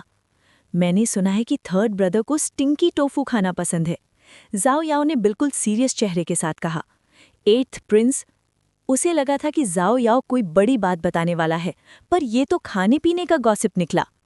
जाओ याओ ने गॉसिप जारी रखा, थर्ड ब्रदर हमेशा इतनी अच्छी खुशबू में रहता है, मेरी माँ की एक कॉन्क्यूबाइन से भी ज्यादा। मैं सोचता था इतनी अच्छी स्मेल क्यों आती है, तो पता चला ये स्टिंकी टोफू की बदबू छुपाने के लिए है। उसने जुबान चटाई, छी छी छी, कभी सोचा नहीं था कि थर्ड ब्रदर को स्टिंकी टोफू इतना पसंद है। जाओ याओ की बातें सुनकर 8th प्रिंस को हंसी भी आ रही थी और इरिटेशन भी। तुमने ये सब कहाँ सुना? उन यूनिक से, जाओ याओ ने कहा, फिर दोबारा थर्ड प्रिंस की तरफ देखा। थर्ड ब्रदर हमेशा किसी इनमॉर्टल की तरह सज धज के रहता है। मुझे लगा वो दुनिया की चीजों को नीचा समझता होगा, पर असल में तो स्टिंकी टोफू खाता है। सच में चेहरा देखकर आदमी को जज नहीं कर सकते। 8th प्रिंस ने ठंडी हंसी हंसी, उसे तो हमेशा नाटक करना ही पसंद है। मैं तो खुद एक फूडी हूँ, फिर भी स्टिंकी टोफू हैंडल नहीं कर पाता। थर्ड ब्रदर कैसे खा लेता है? मुझे तो बस स्मेल से ही उल्टी आ जाती है। स्टिंकी टोफू तो बिल्कुल पॉटी जैसा स्मेल करता है, फिर भी थर्ड ब्रदर कैसे? अचानक उसे कुछ याद आया। उसने तुरंत मुंह ढक लिया और छुप छुप कर हंसने लगा। 8th प्रिंस ने उसकी शरारती स्माइल देखी और समझ गया कि ये फिर कुछ उल्टा सीधा सोच रहा है। उसने जाओ याओ के गाल को, जहां डिम्पल भी नहीं था, उंगली से पोक किया। तुम छोटा सा शरारती बंदर हो। 8th ब्रदर, मैं क्या शरारती? जाओ याओ ने आंखें बड़ी बड़ी करके मासूमियत दिखाई। मैंने तो कुछ बोला ही नहीं, मुझे गलत मत समझो। तुम 8th ब्रदर, ये बात किसी को बताना मत, जाओ याओ ने डरा डरा सा लुक बनाकर कहा। अगर थर्ड ब्रदर को पता चल गया कि हमें उसके स्टिंकी टोफू के बारे में पता है तो वो हमें जिंदा नहीं छोड़ेगा। मैंने कुछ सुना ही नहीं, 8th प्रिंस ने कहा। उसने देखा कि जाओ याओ फिर से थर्ड प्रिंस की तरफ देख रहा है तो उसका गाल खींचकर वार्निंग दी, अगर तुम ऐसे ही घूरते रहे तो थर्ड प्रिंस नोटिस कर लेगा। ये सुनते ही जाओ याओ डर गया और तुरंत सिर नीचे झुका लिया। अब वो थर्ड प्रिंस की तरफ देखने की हिम्मत नहीं कर पाया। जाओ याओ और 8th प्रिंस के आगे बैठे 4th प्रिंस ने उन दोनों की बातें सुनकर मुश्किल से अपनी हंसी रोकी। 8th ब्रदर, तुम्हें क्या लगता है सेकंड ब्रदर हमें अपने मैंशन में खाने के लिए बुलाएगा? ये सुनकर 8th प्रिंस समझ गया कि जाओ याओ के दिमाग में क्या चल रहा है। तुम प्रिंस डाई के मैंशन जाकर बीफ खाने का सोच रहे हो, है ना? अपनी प्लानिंग पकड़ी जाने पर जाओ याओ शर्मा सा गया और मुस्कुराया। मैं बस पैलेस से बाहर जाकर थोड़ा घूमना भी चाहता हूँ। वैसे भी मैं कभी प्रिंस डाई मैंशन गया नहीं हूँ। तुम भी नहीं गए हो एट्थ ब्रदर? उसमें क्या खास है? एट्थ प्रिंस ने उसके सपने तोड़ दिए। इवन अगर सेकंड ब्रदर हमें बुला भी ले, टेबल पर बीफ नहीं मिलेगा। ये सुनकर जाओ याओ को याद आ गया कि इंपीरियल पैलेस के बाहर बीफ अलाउड ही नहीं था। अच्छा हाँ, सेकंड ब्रदर के यहाँ बीफ नहीं होता। ये कहकर वो टेबल पर ही धड़ से लेट गया, चेहरा पूरी तरह उदास। हाय, अब ड्रैगन बोट फेस्टिवल का इंतजार करना पड़ेगा बीफ खाने के लिए। बीफ के बारे में सोचना बंद करो और जल्दी लिखना शुरू करो, वरना ट्यूटर तुम्हें पनिशमेंट दे देगा। जाओ याओ तुरंत सीधा बैठ गया, कलम उठाई और टीचर ने जो लेसन अभी पढ़ाया था उसे कॉपी करने लगा। जब जाओ याओ ड्रैगन बोट फेस्टिवल का बेसब्री से इंतजार कर रहा था, तब सुन कुई कुंडे हॉल आया। उसके साथ इंपीरियल किचन से आया हुआ पका हुआ बीफ था, साथ ही कुछ कपड़े और इंपीरियल बुक्स भी थीं। सुन कुई के आने से लियांग जाओ योई और यू मेरन दोनों काफी हैरान हो गईं। लेडी जाओ योई, सुन कुई ने कहा, इस बॉक्स में बीफ है जो खास तौर पर 10th प्रिंस के लिए बादशाह ने इनाम के तौर पर भेजा है। बीफ? लियांग जाओ योई ने पहले सरप्राइज में देखा, फिर कंफ्यूजन के साथ पूछा, बादशाह 10th प्रिंस को बीफ क्यों देंगे? बादशाह ने देखा कि 10th प्रिंस को बीफ खाना बहुत पसंद है, सुन कुई ने जवाब दिया। इसलिए कल के दावत से जो बीफ बचा था वो सब हिज हाइनेस को दे दिया। लियांग जाओ योई, कुछ पल के लिए उसे समझ ही नहीं आया कि क्या बोले। मिस्टर सुन, लियांग जाओ योई ने पूछा, क्या याओ याओ ने कल के बैंक्वेट में बादशाह से बीफ मांगा था? ये बिल्कुल ऐसी हरकत थी जो उसका बेटा कर सकता था। खाने के लिए वो कुछ भी कर सकता था। नहीं, सुन कुई ने कहा, लेकिन कल के बैंक्वेट में 10th प्रिंस लगातार बीफ ही खा रहा था। बादशाह ने नोटिस किया और इसलिए बचा हुआ बीफ हिज हाइनेस को दे दिया। फिर सुन कुई ने ऐड किया, लेडी जाओ योई, बादशाह 10th प्रिंस को बहुत पसंद करते हैं। लियांग जाओ योई ने चेंगवांग हॉल की दिशा में झुककर सलाम किया। मैं बादशाह का शुक्रिया अदा करती हूँ 10th प्रिंस के लिए। लेडी जाओ योई, सुन कुई ने आगे कहा, ये कपड़े और ये किताबें भी बादशाह ने खास तौर पर ऑर्डर करवाई हैं। उनका कहना है कि ये सब आपको पसंद आएंगी। लियांग जाओ योई थोड़ी इमोशनल हो गई। योर मैजेस्टी, मैं बादशाह का धन्यवाद करती हूँ।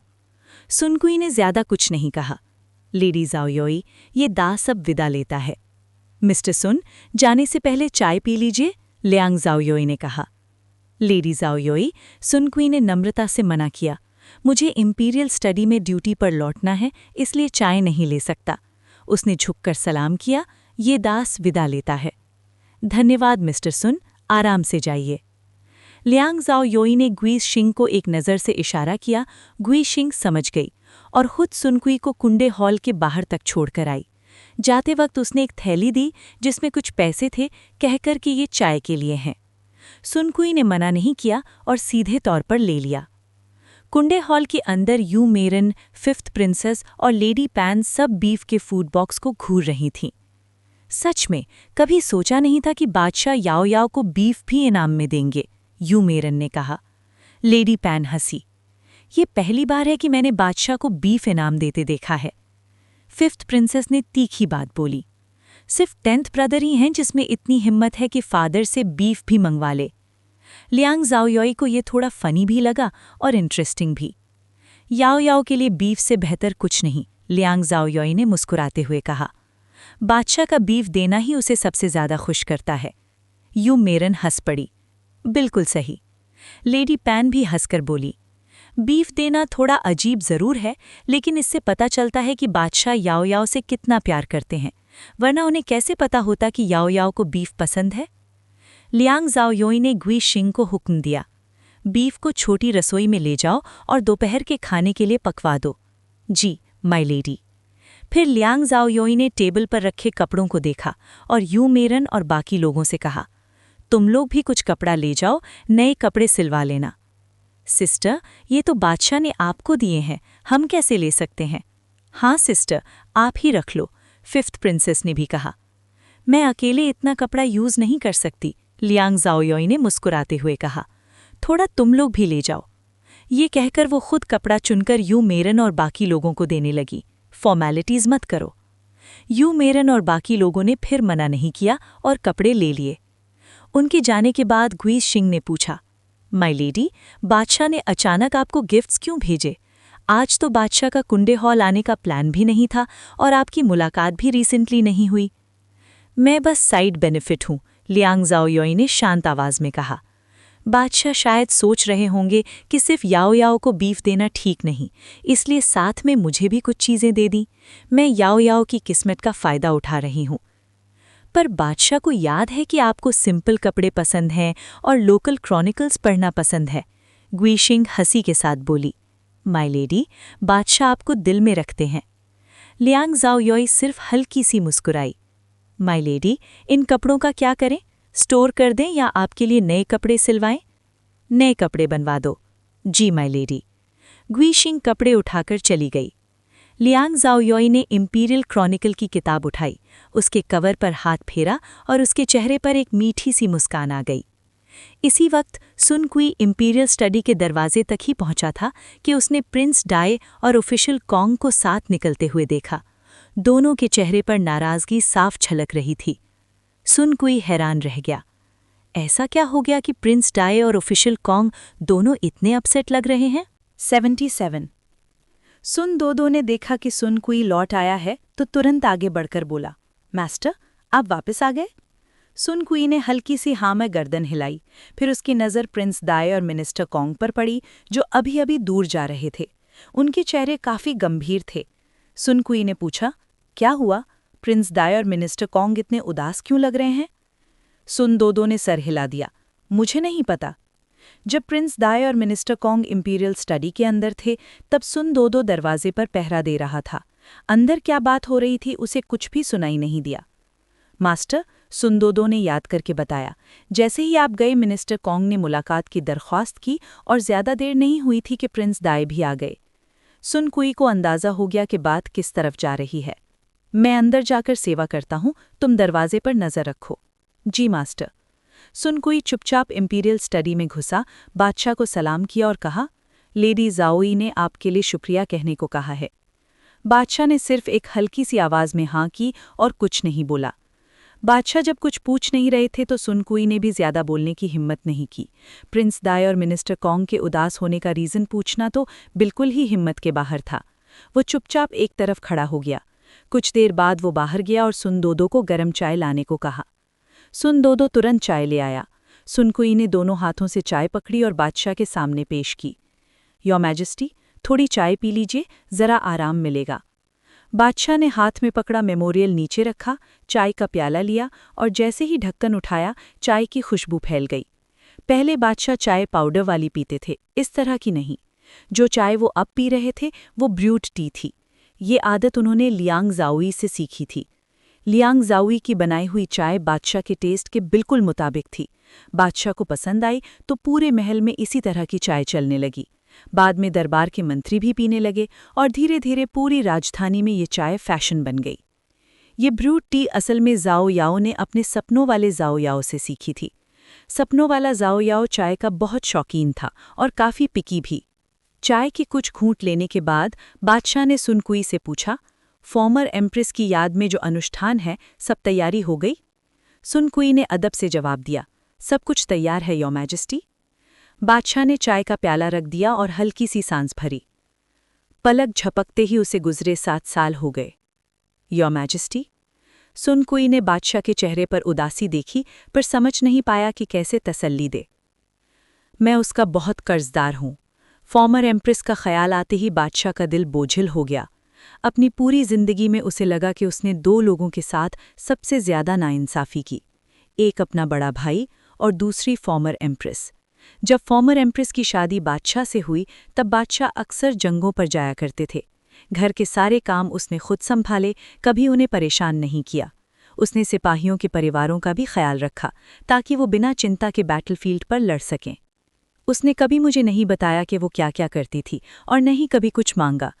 जवानी में बादशाह काफ़ी लापरवाह थे और घर के मामलों पर ज्यादा ध्यान नहीं देते थे। अगर एम्प्रेस डाउजर ने ना बताया होता तो वो कभी जानते भी नहीं। मरते वक्त भी उसने कुछ नहीं मांगा, हमेशा मेरे बारे में सोचा, कभी अपने या क्राउन प्रिंस के लिए कुछ नहीं चाहा। सुन कुई ने कहा, फॉर्मर एम्प्रेस एक बहुत ही गुणवान महारानी थी। वो खुद मुश्किल झेल लेती थी पर मुझे परेशानी में नहीं डालना चाहती थी। उसके आसपास जितने भी लोग थे उनमें से सिर्फ फॉर्मर एम्प्रेस ही थी जिसने उससे कभी कुछ नहीं मांगा। बीमार होने पर भी उसने नहीं चाहा कि मुझे पता चले और मैं चिंता करूं। असल में फॉर्मर एम्प्रेस पिछले 9 साल से बीमार थी। शुरू में ज़्यादा सीरियस नहीं था, बादशाह को पता न चले इसलिए उसने इंपीरियल फिजिशियन को भी चुप रहने का हुक्म दिया। बाद में जब बीमारी बढ़ गई और छुपाना मुश्किल हो गया तब जाकर बादशाह को पता चला। फॉर्मर एम्प्रेस नहीं चाहती थीं कि आप उसकी वजह से अपना ध्यान भटकाएं। उस वक्त बादशाह को गद्दी संभाले ज़्यादा वक्त नहीं हुआ था। राज्य अभी अनस्टेबल था, दरबार के काम बहुत थे और बादशाह अक्सर रात भर मेमोरियल पढ़ते रहते थे, कभी कभी बिल्कुल भी नहीं सोते थे। अगर मुझे उसकी बीमारी पहले पता चल जाती शायद वो इतनी जल्दी नहीं जाती। फॉर्मर एम्प्रेस की मौत का दुख बादशाह के दिल से कभी गया नहीं था। उसे लगता था कि अगर समय पर इलाज होता तो शायद उसे बचाया जा सकता था। योर मैजेस्टी, फॉर्मर एम्प्रेस ने जानबूझकर आपसे छुपाया था। आप कैसे जान सकते थे? सच ये था कि फॉर्मर एम्प्रेस अपनी बातों को छुपाने में माहिर थीं। अगर एक दिन बादशाह ने उसे खून खांसते हुए गलती से ना देख लिया होता तो शायद कभी सच सामने नहीं आता। ये मेरी लापरवाही थी, बादशाह ने मान लिया। वो फॉर्मर एम्प्रेस का बहुत आदर करते थे पर उसके लिए फिक्र काफ़ी कम थी। कभी कभी काम में इतने व्यस्त हो जाते थे कि उसे याद भी नहीं रहता था। योर मैजेस्टी, क्या आप फॉर्मर एम्प्रेस को याद कर रहे हैं? सुन कुई क्राउन प्रिंस बनने से पहले से ही बादशाह की सेवा में था। तब भी उसने देखा था कि बादशाह के दिल में फॉर्मर एम्प्रेस के लिए प्यार नहीं, सिर्फ इज्जत थी। मुझे लगता है जैसे मैं उसका कर्ज चुका नहीं पाया। बादशाह इश्क मोहब्बत में पड़ने वाले इंसान नहीं थे पर वो पत्थर दिल भी नहीं थे। उन्होंने फॉर्मर एम्प्रेस के बलिदान को पहचाना, पर अब जब वो चली गई थीं तो कर्ज कहना भी बेकार लगता था। योर मैजेस्टी, अगर आपको फॉर्मर एम्प्रेस के लिए कर्ज महसूस होता है तो हुलोंग टेम्पल के भिक्षुओं से उनके लिए ज़्यादा प्रार्थना करवा दीजिए। इस साल उनकी गुजरने की 7वीं बरसी है। बादशाह ने थोड़ा सोचा, फिर बोले, उनकी डेथ एनिवर्सरी पर मैं खुद हुलोंग टेम्पल जाकर उनके लिए प्रार्थना करूंगा। योर मैजेस्टी खुद प्रार्थना करेंगे तो फॉर्मर एम्प्रेस की आत्मा निश्चित ही पश्चिम स्वर्ग में शांति पाएगी। उनकी डेथ एनिवर्सरी के दिन सुबह की दरबार नहीं लगेगी। ये सुनकर सुनकुई चौंक गया और अनजाने में बोल उठा, योर मैजेस्टी, उस दिन मॉर्निंग कोर्ट नहीं होगी? नहीं होगी। अपनों की 7वीं बरसी को बहुत महत्वपूर्ण माना जाता है और आमतौर पर इस साल में विशेष स्मरण किया जाता है। सुनकुई ने अपनी हैरानी छुपा ली और अदब से बोला, जी योर मैजेस्टी। बादशाह ने सिर झुकाकर फिर से मेमोरियल्स पढ़ना शुरू कर दिया और कुछ नहीं कहा। सुनकुई चुपचाप एक कोने में खड़ा हो गया। बाहर से शांत था पर उसके दिल के अंदर तूफान मचा हुआ था। बादशाह फॉर्मर एम्प्रेस की डेथ एनिवर्सरी पर दरबार रद्द कर रहे थे। ये बात वाकई हैरतनाक थी। फॉर्मर एम्प्रेस के गुजरने के बाद 3 दिन तक दरबार रद्द हुई थी पर उसके बाद कभी नहीं। 7 साल बाद बादशाह फिर से उनके लिए 1 दिन की दरबार रद्द कर रहे थे। क्या बादशाह ने ये फैसला क्राउन प्रिंस के लिए एक इशारा देने के लिए लिया था, या फिर मिनिस्टर कॉन्ग की छोटी बेटी को प्रिंस दाई से विवाह करवाकर बादशाह को लगा कि उन्होंने क्राउन प्रिंस के साथ अन्याय किया है और अब उसकी भरपाई करना चाहते हैं? या शायद फॉर्मर एम्प्रेस की बरसी ने बादशाह के दिल में पछतावा जगा दिया हो और इसी वजह से वो क्राउन प्रिंस के प्रति नरम पड़ गए हों? खैर, ये सब सोचना एक नौकर का काम नहीं था। योर मैजेस्टी, फॉर्मर एम्प्रेस की डेथ एनिवर्सरी के लिए क्या हम और चीज़ें जोड़ दें? हुलोंग टेम्पल के भिक्षु फॉर्मर एम्प्रेस के लिए और ज़्यादा बौद्ध ग्रंथ लिखें। योर मैजेस्टी, क्या और कुछ जोड़ना है? बस इतना ही काफ़ी है। इतना कहकर बादशाह ने सुनकुई को हाथ के इशारे से विदा कर दिया। इसी वक्त कुंडे हॉल में लियांग ज़ाओई, यू मेरिन और बाकी लोग फॉर्मर एम्प्रेस के लिए बौद्ध ग्रंथों की नकल लिखने की बात कर रहे थे। कुछ दिनों में फॉर्मर एम्प्रेस की डेथ एनिवर्सरी है। कल से 3 दिन का उपवास रखेंगे और उसके बाद उनके लिए बौद्ध ग्रंथ लिखेंगे। हर साल लियांग ज़ाओई और यू मेरिन फॉर्मर एम्प्रेस की याद में ऐसा ही करती थीं। बड़ी बहन यू मेरिन ने पूछा, इस साल तो 7वीं बरसी है, क्या हम सिर्फ ग्रंथ ही लिखेंगे? तुम्हारे पास कोई और सुझाव है? लियांग ज़ाओई ने पूछा। परंपरा के मुताबिक दीपक भी बनाए जाते हैं, हाथ से बने होने चाहिए और उन पर भी लिखे हुए ग्रंथ होने चाहिए, यू मेरिन ने कहा। ऐसे ग्रंथ आमतौर पर अपनों के खून से लिखे जाते हैं ताकि मरने वाले तक पहुंच सकें, लेकिन हम उनकी रिश्तेदार नहीं हैं, इसलिए खून से लिखने की ज़रूरत नहीं। पन सेरिन ने पूछा, अगर हम दीपक बनाएंगे तो क्या फॉर्मर एम्प्रेस तक पहुंच पाएंगे? शायद नहीं, पर यह हमारी श्रद्धा और भावना को दर्शाता है। लियांग ज़ाओई ने पूछा, कौन से दीपक? कमल दीपक? कमल दीपक पर ग्रंथ लिखना मुश्किल होता है। सादे दीपक होंगे, बस उन पर कमल बना देंगे। लियांग ज़ाओई ने सिर हिलाया। अच्छा, ग्रंथ लिखने के बाद हम दीपक भी बनाएंगे। फिर उसने पूछा, और कुछ करना चाहिए? बाकी चीज़ें हमारी हैसियत के बाहर हैं। रिवाज के मुताबिक क्राउन प्रिंस को फॉर्मर एम्प्रेस के लिए 39 दिन तक मंदिर में प्रार्थना करनी चाहिए। तो बाकी राजकुमार? लियांग ज़ाओई ने कहा, याओ याओ और बाकी भी तो उनकी संतान हैं, क्या उन्हें भी कुछ करना चाहिए? फॉर्मर एम्प्रेस मुख्य महारानी थीं, इसलिए सभी राजकुमार उसके पुत्र माने जाते थे। अमीर घरानों में गैर जन्मी संतान भी मुख्य पत्नी के लिए प्रार्थना करती है, पर महल के नियम मैं पूरी तरह से नहीं जानती, यू मेरिन ने जवाब दिया। वो राजधानी की रहने वाली थी और वहाँ की परंपराओं से काफ़ी परिचित थी। एम्प्रेस डाओवेजा की 7वीं बरसी पर बादशाह ने पूरे रिवाज के साथ खुद हुलोंग टेम्पल जाकर उनके लिए 39 दिन तक प्रार्थना की थी। उस वक्त कोई और राजकुमार था ही नहीं। लेट एम्परर जब गद्दी पर बैठे तब वो काफ़ी उम्र के थे। सालों की जंग और पुरानी चोटों की वजह से उनमें संतान पैदा करने की क्षमता नहीं रही थी। किस्मत से सबसे छोटा बेटा ये एम्परर जिंदा था, वरना लेट एम्परर को किसी और का बच्चा गोद लेना पड़ता। और ये भी सच था कि एम्परर खुद भी एक बार मौत के करीब पहुंच गया था, लेकिन उसकी किस्मत बुलंद थी और वो बच गया। Chapter 78 first update. Zhaoyang palace में जब एम्प्रेस शिए को पता चला कि बादशाह ने अचानक लियांग ज़ाओई को कुछ इनाम दिए हैं, तो वो थोड़ी हैरान हो गई। अचानक से हिज मैजेस्टी ने लियांग ज़ाओई को रिवॉर्ड क्यों दिया? एम्प्रेस शिए ने भवे सिकोड़कर पूछा। जियांग चुआन भी उलझन में था। ये तो लियांग ज़ाओई का बेड ड्यूटी का दिन भी नहीं है, ना ही उन्होंने हाल ही में बादशाह से मुलाकात की, ना चेंगवांग हॉल में कुछ भेजा, फिर अचानक इनाम देना वाकई अजीब है। एम्प्रेस शिए ने कभी भी लियांग ज़ाओई को अपना खतरा नहीं माना। उसकी नज़र में सिर्फ एक ही मुकाबला था, नोबल प्रिंसेस कॉन्सॉर्ट रोंग। दे और शू जैसे कॉन्सॉर्ट्स उसके लिए मायने ही नहीं रखती थीं। शायद बादशाह का कोई मूड हो, एम्प्रेस शिए ने बेपरवाही से कहा। माय लेडी, क्या हमें भी लियांग ज़ाओई को कुछ रिवॉर्ड देना चाहिए? जियांग चुआन ने पूछा। हर बार जब बादशाह किसी कॉन्क्यूबाइन को इनाम देते थे, एम्प्रेस भी अपनी तरफ से कुछ दिया करती थीं। उसे कुछ कपड़े दे दो, एम्प्रेस चिए ने बात टाल दी। किसी और से भिजवा देना, तुम मेरे साथ योंगसिन पैलेस चलो। इसी वक्त नैनी सन एक ब्रोकेड बॉक्स में फर्टिलिटी ग्वानियन उठाकर लाईं। मेंगांग को कह दो कि इंपीरियल फिजिशियन और ब्यूटी को प्रिंस डाई मैंशन भेज दे, एम्प्रेस चिए ने हुक्म दिया। माय लेडी, क्या हमें पहले नोबल प्रिंसेस कॉन्सॉर्ट रोंग को ब्यूटी दिखानी चाहिए? जियांग चुआन ने पूछा। अगर दिखा दिया तो वो जरूर नाराज हो जाएगी, सीधा प्रिंस डाई मैंशन भेजो, एम्प्रेस शिए ने ठंडे लहजे में कहा। जी माय लेडी। एम्प्रेस शिए के होठों पर एक टेढ़ी मुस्कान आ गई। चलो योंगसिन पैलेस चलते हैं।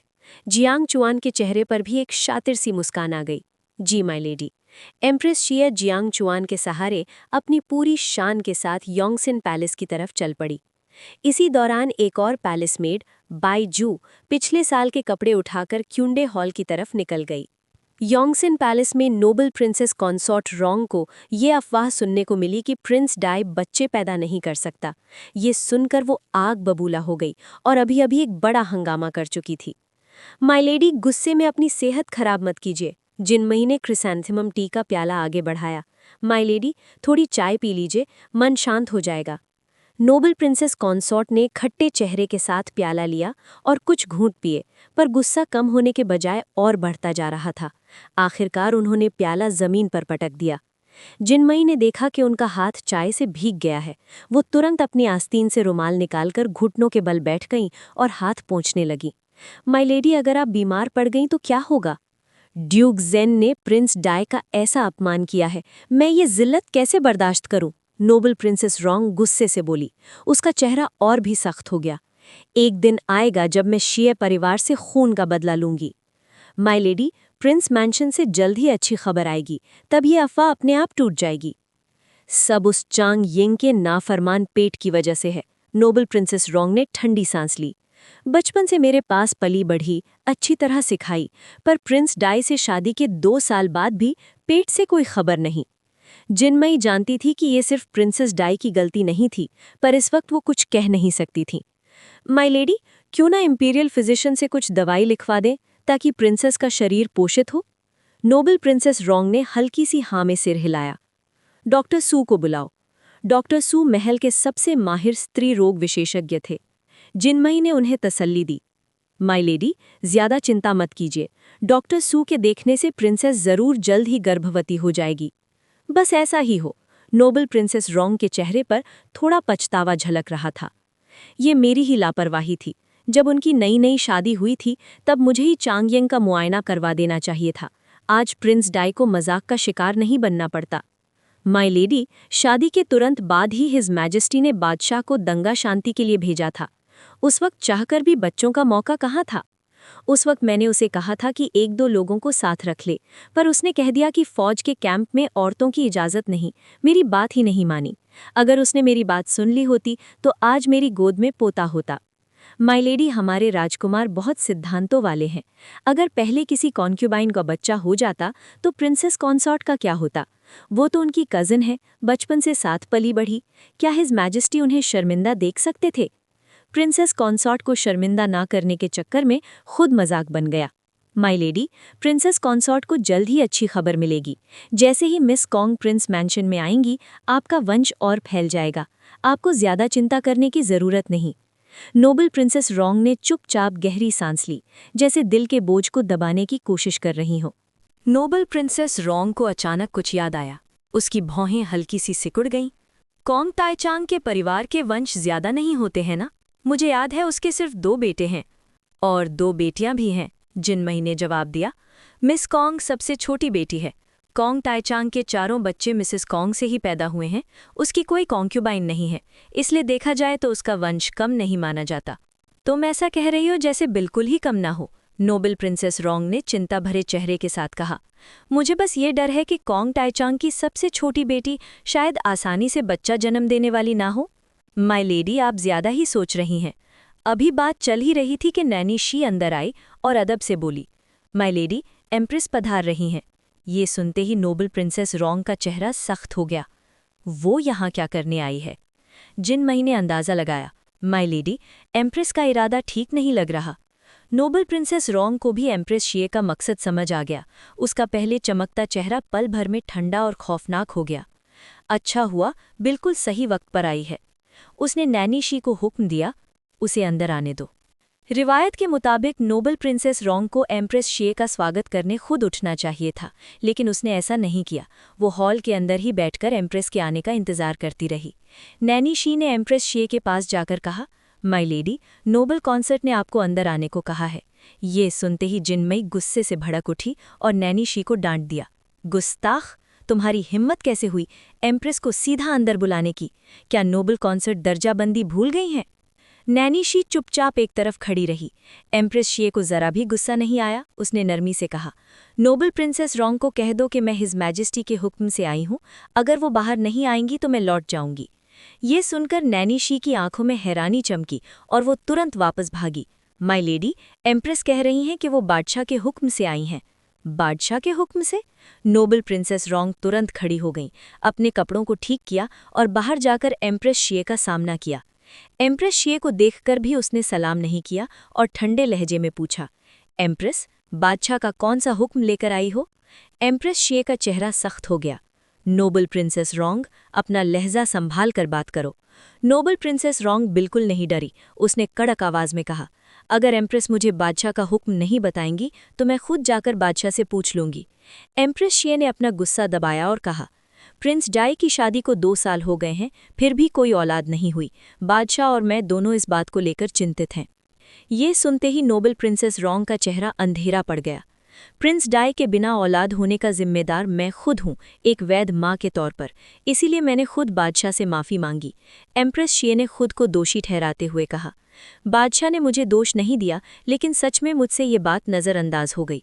मुझे याद है जब मैं पहली बार महल में आई थी, मेरी माँ ने मेरे लिए फर्टिलिटी ग्वानियन की मूर्ति मंगवाई थी।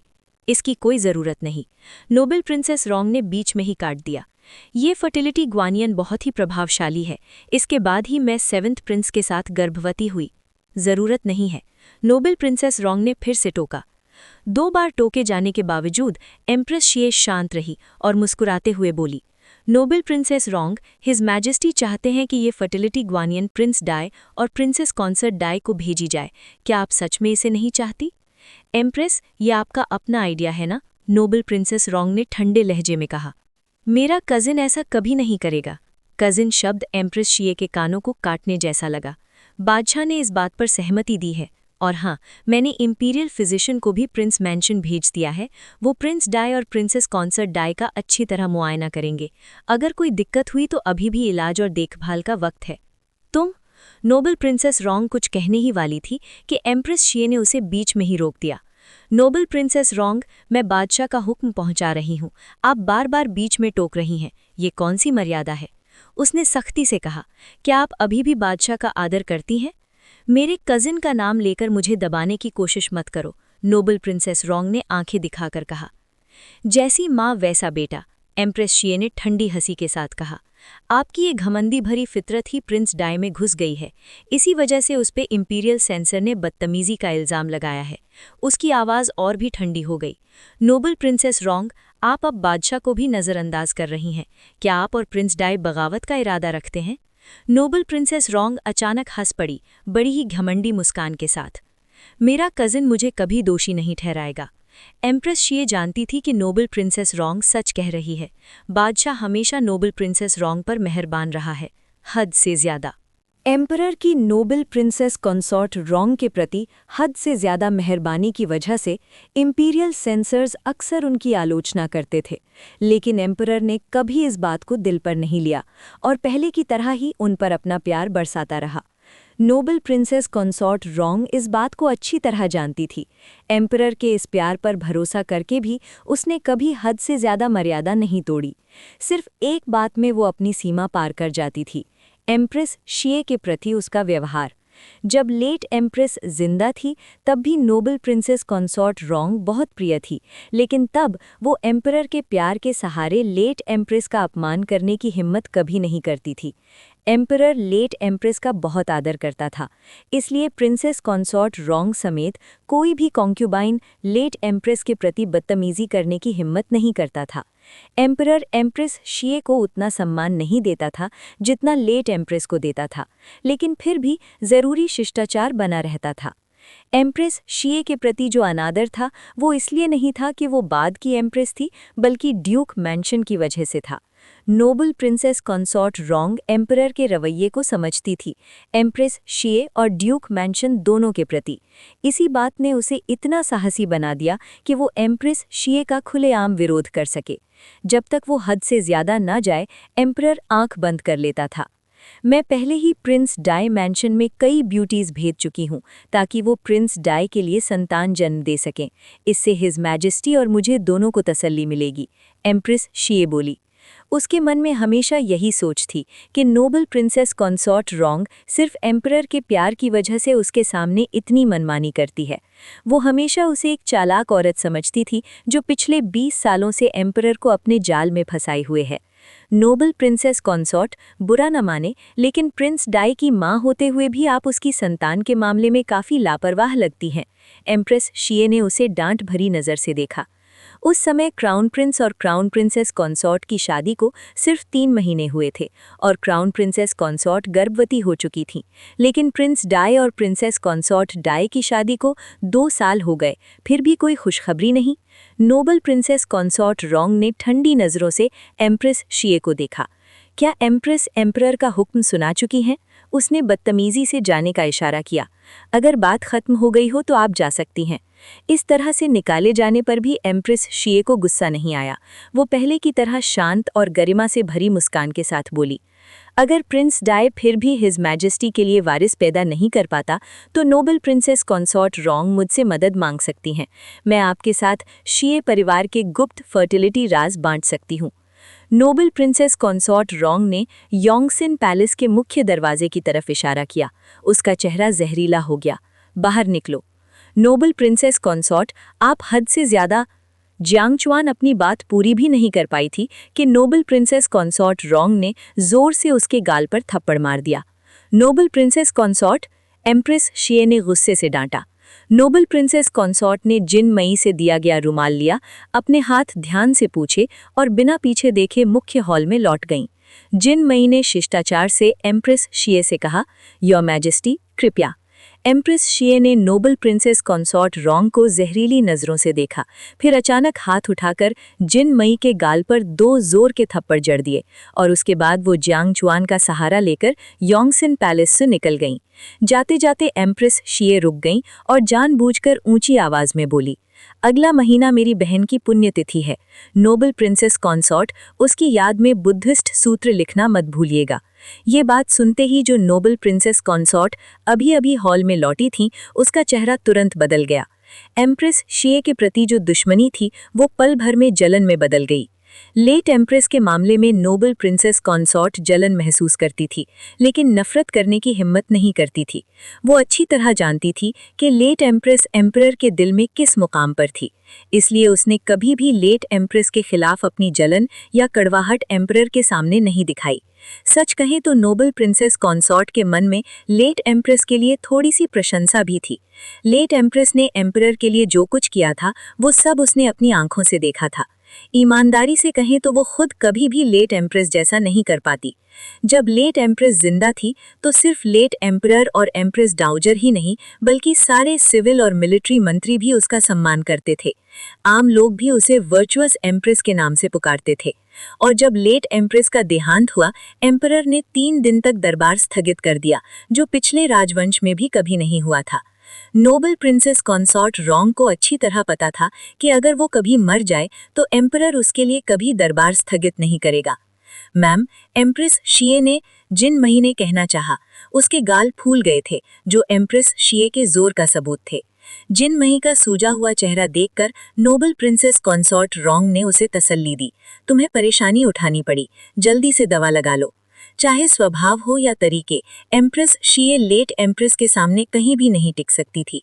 एक उच्च कुल की बेटी होते हुए भी एम्प्रेस शिए के पास उस शान और गरिमा की कमी थी, जबकि लेट एम्प्रेस एक कॉन्क्यूबाइन की बेटी होने के बावजूद पूरे राष्ट्र की मां जैसा व्यवहार रखती थी। जिन मई ने तुरंत हाँ में सिर हिलाया और बाहर चली गईं। थोड़ी देर बाद जब वो वापस आईं, उन्होंने देखा कि नोबल प्रिंसेस कंसॉर्ट रोंग खोई खोई सी बैठी हैं।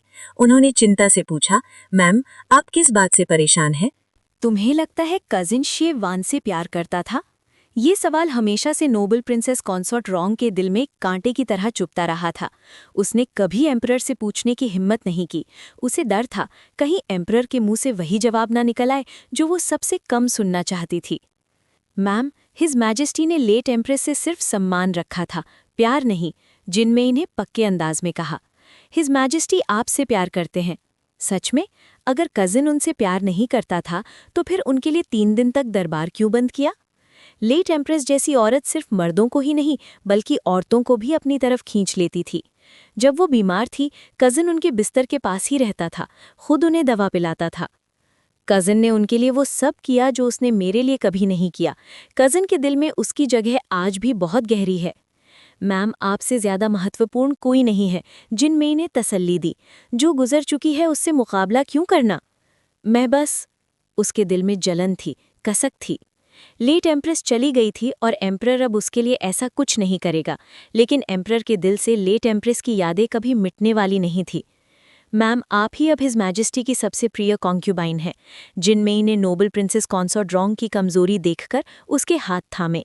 जल्द ही आप हिज मैजेस्टी की कंसॉर्ट बनेंगी, उसके लिए आपसे ज्यादा कोई मायने नहीं रखता। जिनमेई के शब्दों ने नोबल प्रिंसेस कंसॉर्ट रोंग के दिल को काफी तसल्ली दी। उसके होठों पर हल्की सी मुस्कान आ गई। हर साल जब उसकी पुण्यतिथि पास आती है, मेरा दिल... मैम, हिज मैजेस्टी आपसे इतना प्यार करते हैं, ज्यादा मत सोचिए, जिनमेई ने समझाया। अगर हिज मैजेस्टी को पता चला कि आप उनके प्यार पर शक कर रही हैं तो वो नाराज हो जाएंगे। तुम सही कह रही हो। नोबल प्रिंसेस कंसॉर्ट रोंग ने गहरी सांस ली और खुद को संभाला। कल से मैं 3 दिन तक स्नान करूंगी और शाकाहारी व्रत रखूंगी। लेट एम्प्रेस के प्रति उसके दिल में कितनी भी जलन क्यों ना हो, हर साल उनकी पुण्यतिथि पर नोबल प्रिंसेस कंसॉर्ट रोंग खुद अपने हाथों से बुद्धिस्ट सूत्र लिखती थी। वो किसी और को मदद नहीं करने देती थी। वो जानती थी अगर उसने पूरे मन से लेट एम्प्रेस के लिए सूत्र ना लिखे तो एम्परर निश्चित रूप से नाराज हो जाएगा। प्रिंसेस कंसॉर्ट दे और बाकी सब भी खुद ही सूत्र लिखते थे, चाहे उन्हें कितनी भी नफरत क्यों ना हो। किसी और से लिखवाने की हिम्मत नहीं होती थी, कहीं एम्परर की नाराजगी ना मोल ले लें। एम्प्रेस शिए जियाओ चाओ पैलेस वापस लौटी और जियांग चान को कुछ कामों का निर्देश दिया। अब वो बेचैनी से अपनी प्यारी बहन की पुण्यतिथि का इंतजार कर रही थी। वेंडे हॉल में जियाओ बेचैनी से क्लास के खत्म होने का इंतजार कर रहा था। उसकी नज़रें सामने रखे आवरग्लास पर टिकी हुई थी, बस रेत खत्म होने का पल देखने के लिए, जो दोपहर का संकेत होता। जैसे ही आवरग्लास की सारी रेत नीचे गिर गई, जियाओ की आंखें चमक गईं और उसके छोटे से चेहरे पर एक बड़ी सी मुस्कान फैल गई। मिस्टर शियाओ ने अपनी किताब बंद की और क्लास से बाहर चले गए। जैसे ही मिस्टर शियाओ गए, जियाओ उछलकर खड़ा हुआ, अपना बैग उठाया और फोर्थ ब्रदर और एट्थ ब्रदर से जल्दी से बोला, फोर्थ ब्रदर, एट्थ ब्रदर, मैं पहले जा रहा हूँ। इतना कहकर वो हवा के झोंके की तरह उनकी आंखों के सामने से गायब हो गया। एट्थ ब्रदर और फोर्थ ब्रदर को बोलने का मौका ही नहीं मिला। टोंगशी ने जियाओ को भागते देखा, तुरंत उसके पीछे दौड़ा। योर हाइनेस, धीरे, गिर जाओगे। थोड़ी दूर जाकर जियाओ रुका, टोंगशी को देखा और पूछा, टोंगन कैसा है? वो काफी शांत है। कोल पैलेस में बिल्ली कुत्ते तक को देखकर भी ज्यादा जिज्ञासा नहीं दिखाता। टीचर्स, उसके शरीर पर बहुत जख्म है, कई जगह चमड़ी तक फट गई थी, फिर भी उसने एक शब्द तक नहीं कहा। योर हाइनेस, आप यकीन नहीं करेंगे, टोंगशी की आंखें लाल हो गईं। उसका पूरा शरीर कोड़े के निशानों से भरा है, एक भी जगह सलामत नहीं। थर्ड प्रिंस सच में बहुत निर्दयी है। उसे कुछ दिन आराम करने दो, जब जख्म भर जाए फिर हम इंतजाम करेंगे, जियाओ ने गंभीर स्वर में कहा। योर हाइनेस, अच्छा हुआ आपने पहले ही सोच लिया था कि उसे बुखार आ सकता है, वरना वो सब छुपा लेता। मैंने दवा लगाई और औषधि दी। वो किस्मत वाला है, दवा के बाद बुखार भी उतर गया, क्योंकि वो जीना चाहता है। योर हाइनेस, टोंगन ने बताया कि थर्ड प्रिंस बचपन से ही अपने सेवकों पर जुल्म करता आया है। कई यूनक्स और पैलेस मेड्स उसके हाथों मर चुके हैं। महल में यूनक्स और पैलेस मेड्स की मौत किसी के लिए मायने नहीं रखती। थर्ड प्रिंस खासकर सुंदर यूनक्स और पैलेस मेड्स को कोड़े मारना पसंद करता है। जियाओ ने ये सब सुना, उसकी भौहें गहन तौर पर सिकुड़ गईं। इंसान के भेस में दरिंदा, यही है थर्ड ब्रदर। योर हाइनेस, टोंगशी कुछ और कहने ही वाला था कि तभी लाई ई अपने भाई बहनों के साथ उड़कर आ गया। लाई ई ने जियाओ के कंधे पर बैठते हुए चहका, याओ याओ, लाई कियान और बाकी सब वापस आ रहे हैं। Chapter 80, third update. लाई चैन और बाकी सब वापस आ रहे हैं? सच में? कैपिटल छोड़कर गए काफी वक्त हो चुका था। जाओ याओ को लगा था कि लाई चैन और लाई सी को कम से कम 1 महीना लगेगा, लेकिन इतनी जल्दी लौट आएंगे ये उसने सोचा ही नहीं था। बिल्कुल सच है, लाई चैन और सब लोग वापस आ रहे हैं।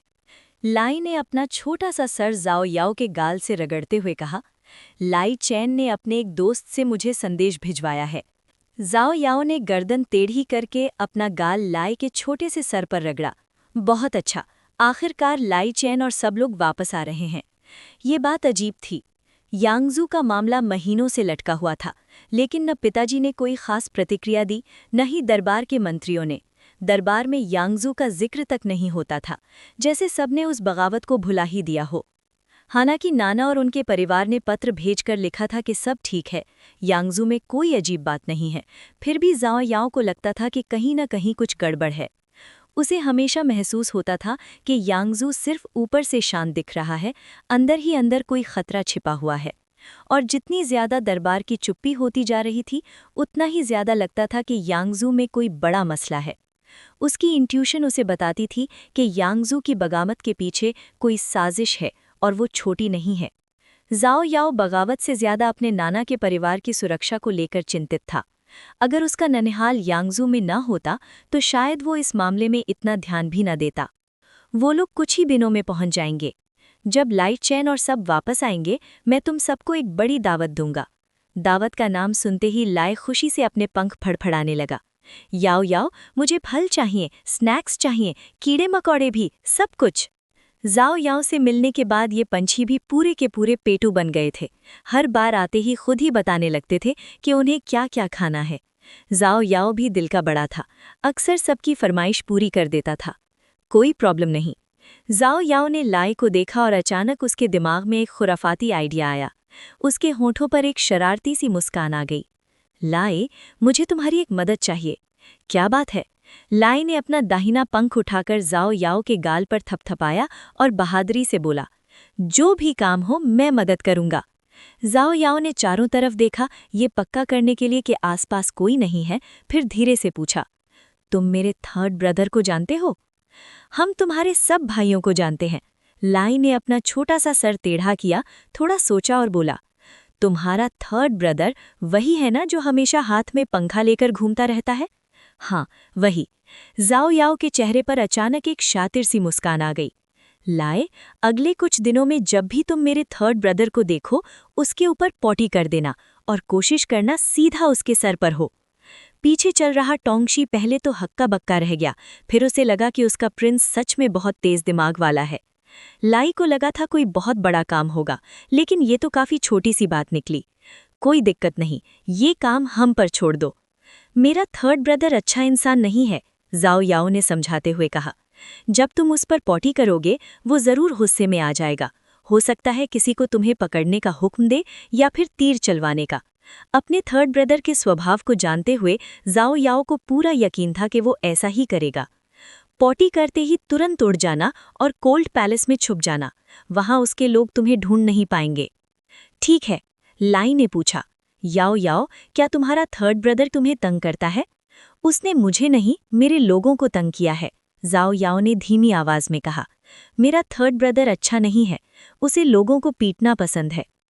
फिर तो वो सच में बहुत बुरा इंसान है, लाई गुस्से से बोला।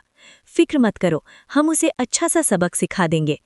जाओ याओ ने लाई को दोनों हाथों में उठाया और प्यार से उसके छोटे से सर पर चुम्मी दे दी।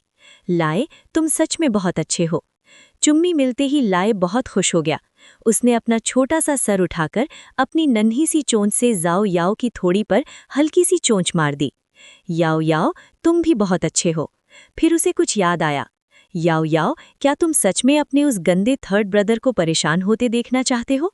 बिल्कुल, वरना मैं तुमसे उसके सर पर पॉटी करने को क्यों कहता? लाई ने भी जाओ याओ की तरह शरारती मुस्कान बना ली।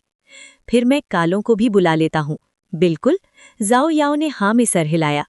मैंने काफी टाइम से लाई वू और बाकी को नहीं देखा। फिर उसने गुस्से से गाल फुला लिए। वो लोग मुझे पैलेस में मिलने भी नहीं आते।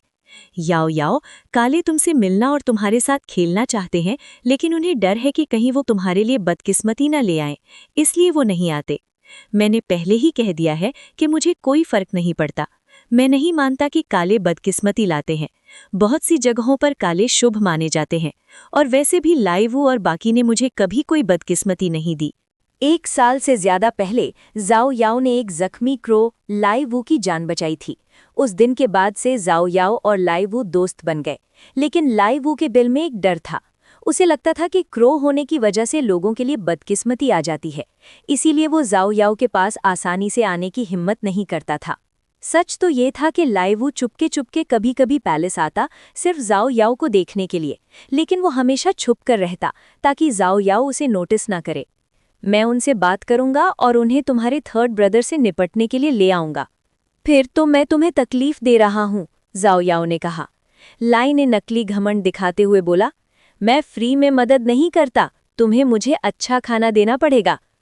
फिर मैं तुम्हें बहुत सारे सेब और स्नैक्स दूंगा। ठीक है, मैं अभी क्रोस को ढूंढने जा रहा हूं। बात खत्म होते ही हमेशा जल्दी में रहने वाला लाई उड़ान भरकर चला गया, अपने भाई बंधुओं को इकट्ठा करने और लाई वू और बाकी क्रोस को ढूंढने। जाओ याओ ने उनकी तरफ हाथ हिलाकर कहा, संभल के रहना। उसके पास बहुत सारे पंछी दोस्त थे, सब के सब दिल के बहुत अच्छे थे। वो अक्सर पैलेस आकर उससे मिलते और बाहर की दुनिया में जो देखा सुना होता वो सब उसे बताते। काफी बार तो वो जाओ याओ के लिए जानकारी भी जमा कर देते, लेकिन क्योंकि वो अक्सर बाहर उड़ते रहते थे, जाओ याओ को डर रहता था कि कहीं उन्हें पकड़ ना लिया जाए या तीर से मार ना दिया जाए। पहले भी लाई केयान और लाई दोनों जख्मी हो चुके थे। अगर उनकी मुलाकात जाओ याओ से न होती, शायद वो जिंदा भी न बचते। इसीलिए जाओ याओ हमेशा उन्हें समझाता रहता था कि ज्यादा ऊपर उड़ान भरें ताकि चोट न लगे, और अगर भूख लगे तो सीधा पैलेस आ जाएं उसे ढूंढने। योर हाइनेस, क्या आप सच में उन चिड़ियाओं को, चिड़िया नहीं, लाई और बाकी, अच्छा लाई और बाकी, तो आप सच में उन्हें थर्ड प्रिंस के सर पर पॉटी करने के लिए कह रहे हो? हाँ। जाओ याओ को अपना आइडिया जबरदस्त लग रहा था। ये तोंग आन का गुस्सा निकालने के लिए है। थर्ड प्रिंस तो पक्का भड़क जाएगा। टोंगशी ने सोचा कि अगर थर्ड प्रिंस पर एक साथ कई पंछी पॉटी कर दें तो सीन कितना मजेदार होगा। मैंने सुना है अगर किसी पर पंछी पॉटी कर दे तो बदकिस्मती आती है। क्या सच में ऐसा माना जाता है? जाओ याओ ने शैतानी मुस्कान से कहा। फिर तो ये डबल फायदा हुआ। योर हाइनेस वाकई बहुत बुद्धिमान है, तोंगशी ने कहा। फिर अचानक कुछ याद आया और जल्दी से पूछा, योर हाइनेस, क्या लाई और बाकी समझते भी हैं कि आप क्या कह रहे हैं? जाओ याओ ने उसे साइड आई दिया और थका सा बोला, ऑफ कोर्स समझते हैं, वरना अभी हम क्या बात कर रहे थे? तोंगशी, तो क्या योर हाइनेस अब तक खुद से बात नहीं कर रहे थे? हर बार जब जाओ याओ को चिड़ियाओं या लाई फू और बाकी के साथ बात करते देखता, तोंगशी को लगता था कि उसका प्रिंस खुद से ही बातें कर रहा है। तुम्हें लगता है लाई और बाकी तुम जैसे बेवकूफ़ हैं? जाओ याओ ने तोंगशी को तुच्छ नज़रों से देखा। हर चीज़ में रूह होती है, लाई और बाकी इंसानों की बात समझते हैं। तोंगशी ने मन ही मन सोचा, सच में? उसके चेहरे पर शक देखकर जाओ याओ ने और समझाना बेकार समझा। चलो जल्दी वापस चलते हैं, मुझे बहुत भूख लग रही है। योर हाइनेस धीरे चलिए, कहीं गिर न जाएं। तोंगशी तेज कदमों से पीछे पीछे चला। जाओ याओ उछलते कूदते कुंडे हॉल वापस आया। जैसे ही वो अंदर पहुंचा, लाई फू, लाई काई और लाई यून उसे लेने आ गए। लाई फू और लाई काई सीधा उसकी आगोश में कूद गए। लाई यून सीधा उड़कर उसके कंधे पर बैठ गया। याओ याओ, यहाँ बीफ है, बहुत सारा बीफ। लाई यून ने पंख फड़फड़ाते हुए खुशी से कहा। लाई फू ने भी बोला, आज सुबह मिस्टर सन बीफ और भी चीजें भेज कर गए हैं। लाई काई ने अपना चेहरा रगड़ते हुए कहा, मेड ने स्मॉल किचन में बीफ बनाया था, हमने खुशबू सूंघी, बहुत टेस्टी थी। सच में? जाओ याओ खुशी से भर गया। बिल्कुल सच, याओ याओ, हम भी बीफ खाना चाहते हैं। कोई प्रॉब्लम नहीं, बाद में तुम सबको खिलाऊंगा। लाई काई को गोद में उठाया, लाई फू को साथ लेते हुए और कंधे पर बैठे लाई यून के साथ अंदर भाग गया। मदर, मुझे बीफ खाना है। वो सीधा लियांग जाविये के पास गया, सलाम करना भी भूल गया और जल्दी से पूछा, मदर, ये मिस्टर सन ने हमें बीफ क्यों भेजा? ये तुम्हारे फादर की तरफ से इनाम है। मिस्टर जाविये मुस्कुराई।